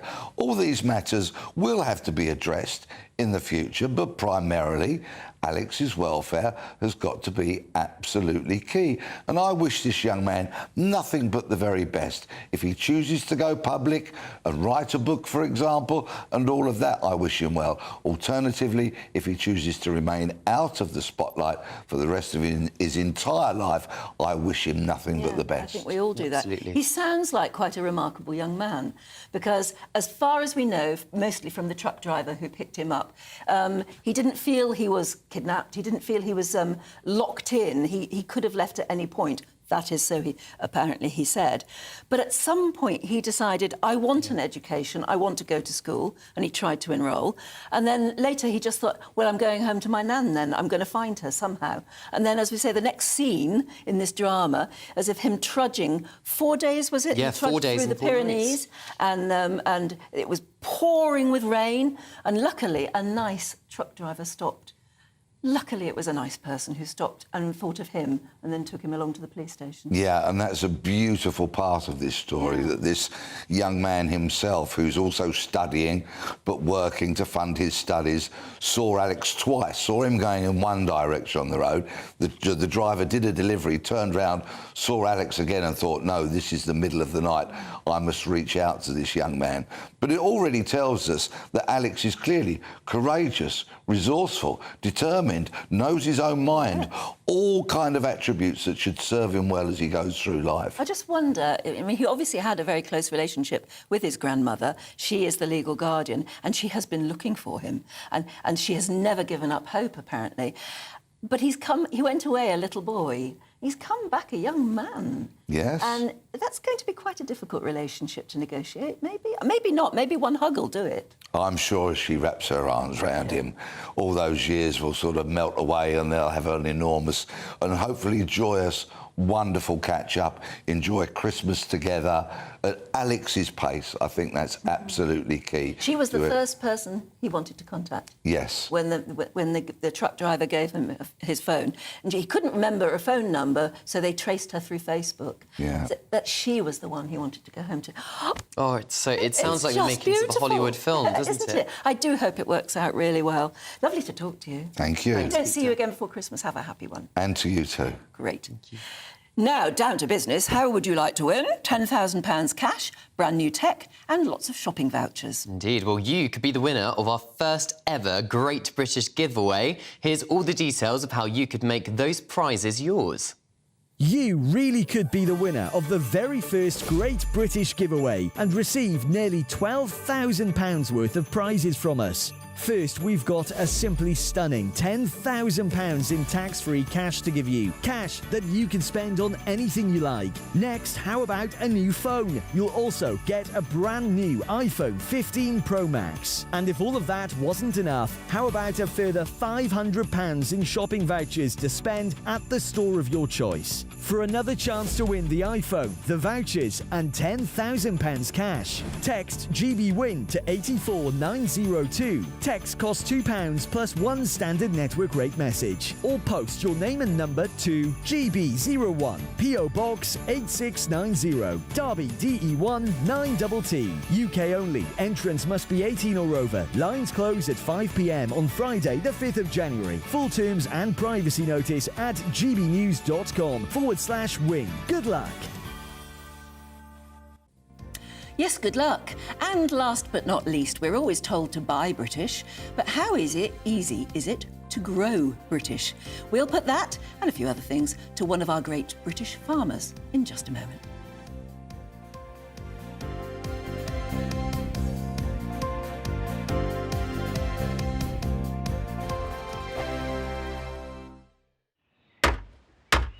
Who is it? We're here for the show.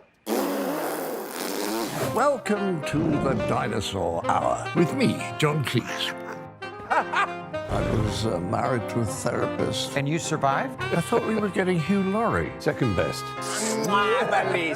You interviewed Saddam Hussein. What's that like? I was terrified. I'm playing strip poker with these three. Oh! No, thank you. My CDs need to be put in alphabetical order. Are you going to be problematic again? The Dinosaur Hour. Sundays on GB News. Good afternoon, Britain. Good afternoon, Britain. Join us, Tom and Emily, To find out what's happening in the heart of Westminster. and why it matters to you. Weekdays from midday, we bring you the most compelling stories from across the United Kingdom. And from your doorstep to our inbox. That's right, we want to hear from you. GB News. Britain's news channel. I think the most exciting bit for me is talking to people. People who I think are ignored often by the major news channels. We're going to give news they want to hear. There's a voice there that needs to be heard. I think there's a chance here for a diversity of opinion to be expressed, which you don't find elsewhere. It's really exciting. We don't hold back. We're free to say how decisions that are taken here affect us all around the country. Only on GB News, the People's Channel, Britain's news channel. I'm Michelle Dewberry, and I'm not here to tell you what to think. I'd much rather hear what you have to say. So send in your opinions to gbviews@gbnews.com. Keep them clean, and you never know, I might read them out. With my panel here on Jubes & Co, we debate, we get stuck into the issues of the day on a show where all views are welcome, especially yours. GB News, the People's Channel, Britain's news channel. In the GB Newsroom, we bring you the news as it happens. With our team of dedicated journalists across the UK, we're ready to give you accurate reporting every day. When the news breaks, we'll be there with bulletins on GB News, the People's Channel, Britain's news channel. Your weekend starts here with Friday Night Live with me, Mark Dolan, 8 till 9 on GB News. Big stories, big guests and big laughs as we get you ready for a cracking weekend. That's Friday Night Live with Mark Dolan, Fridays 8 till 9 on GB News. Bring your own drinks, the admission's free. GB News, unlike other broadcasters, isn't obsessed with the London-Westminster bubble. We think there's a nation beyond the M25, and that's why we talk about the issues that matter across the land. Join me on State of the Nation, 8 to 9 o'clock, Monday to Thursday on GB News. Daisy's listening, and you should too. Tired of the usual focus-tested, pre-prepared Westminster runaround? Well, so am I. So you want higher taxes? Is your department to blame for this? Are you rethinking this policy? Every Sunday at 9:30, I'll be sitting down with those in power to get the truth about the issues affecting you. Let's be honest, we've known about the cost pressures of this project for years, not months. That's the Camilla Tominey Show, a politics show with personality. On GB News, the People's Channel, Britain's news channel.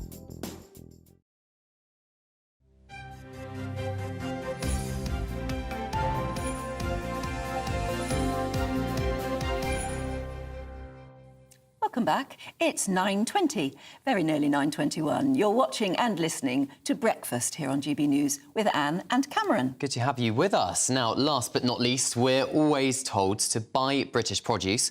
But how easy is it to grow British produce? Yeah, especially as we're all feeling the pinch in this economy. But what is it like, really, for our great British farmers? Should we talk to one? Farmer Andrew Ward from Lincolnshire. A very good morning to you, Andrew. Thank you for joining us. Love the tree behind you with the flashing lights. Hello, Anne and Cameron. Yeah, thanks very much. We have to do it, don't we? It's all part of Christmas. We're being told these headlines again. It happens almost every Christmas, saying there's going to be a shortage of potatoes or a shortage of Brussels sprouts. Do you know anything of the truth in that? Yeah, I do, Anne, and it is right. The problem we've got is that British agriculture is open to the extremes of the weather, and I'm not sure whether you're aware in London of the type of rainfall we've had out in Lincolnshire and Nottinghamshire, but on October the 20th we had about 2 months worth of rain in one day.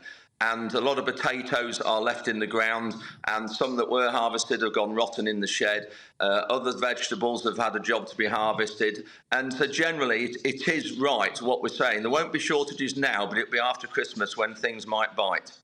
But that must cost a lot of money for you, losing all that produce, and then, of course, that, perhaps, as you were saying, passes on to the consumer with higher prices as well.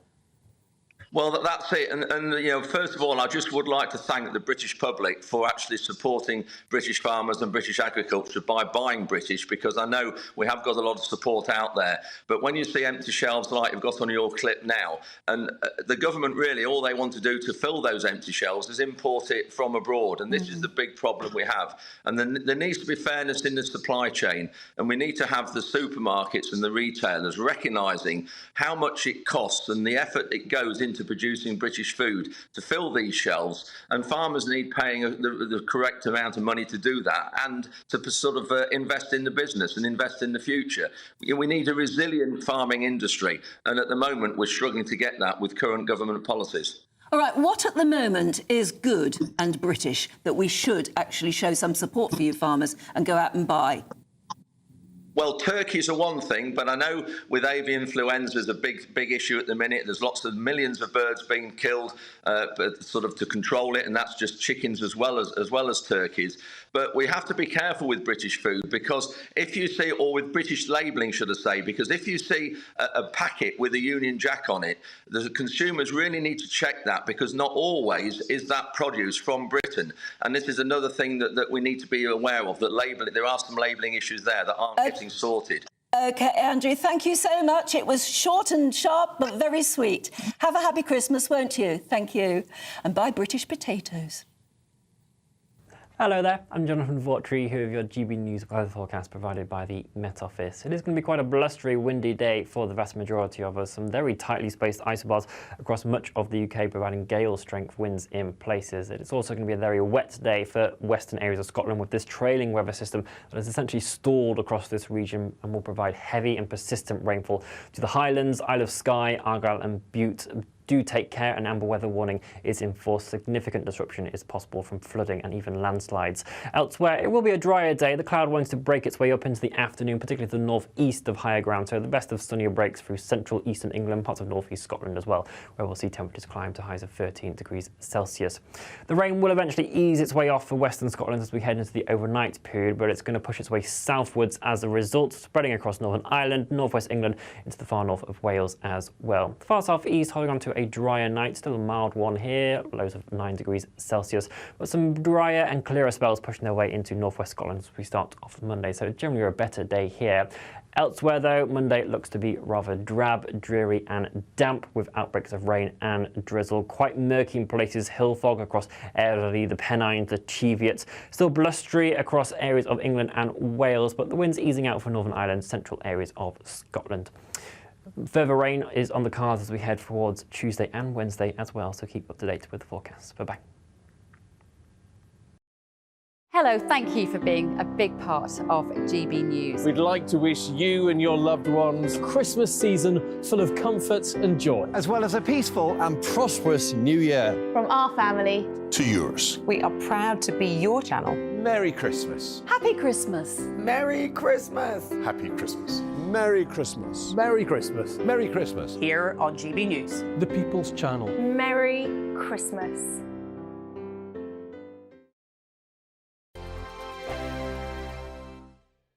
Wake up to the headlines with Headliners every morning at 5 a.m. We treat you to the day's biggest stories before anyone else, 7 days a week. You can catch up on everything you need to know before you've even had your kippers. Headliners every morning at 5 a.m. only on GB News, the People's Channel, Britain's news channel. I'm Andrew Doyle. Join me at 7 o'clock every Sunday night for Free Speech Nation, the show where I tackle the week's biggest stories in politics and current affairs with the help of my 2 comedian panellists and a variety of special guests. Free Speech Nation, Sunday nights from 7 on GB News, the People's Channel, Britain's news channel. Big news, big debates, big opinion. Patrick Christie's Tonight is the week's biggest show. Every weekday, 9 to 11 p.m, we've got the inside track on the day's top stories. There'll be sharp takes you won't get anywhere else. We will set the news agenda, not just follow it, and I want to bring you along for the ride. Whatever it is, we'll have our finger on the pulse. It's news, but it's this close to entertainment. Patrick Christie's Tonight, 9 to 11 p.m, only on GB News, the People's Channel, Britain's news channel.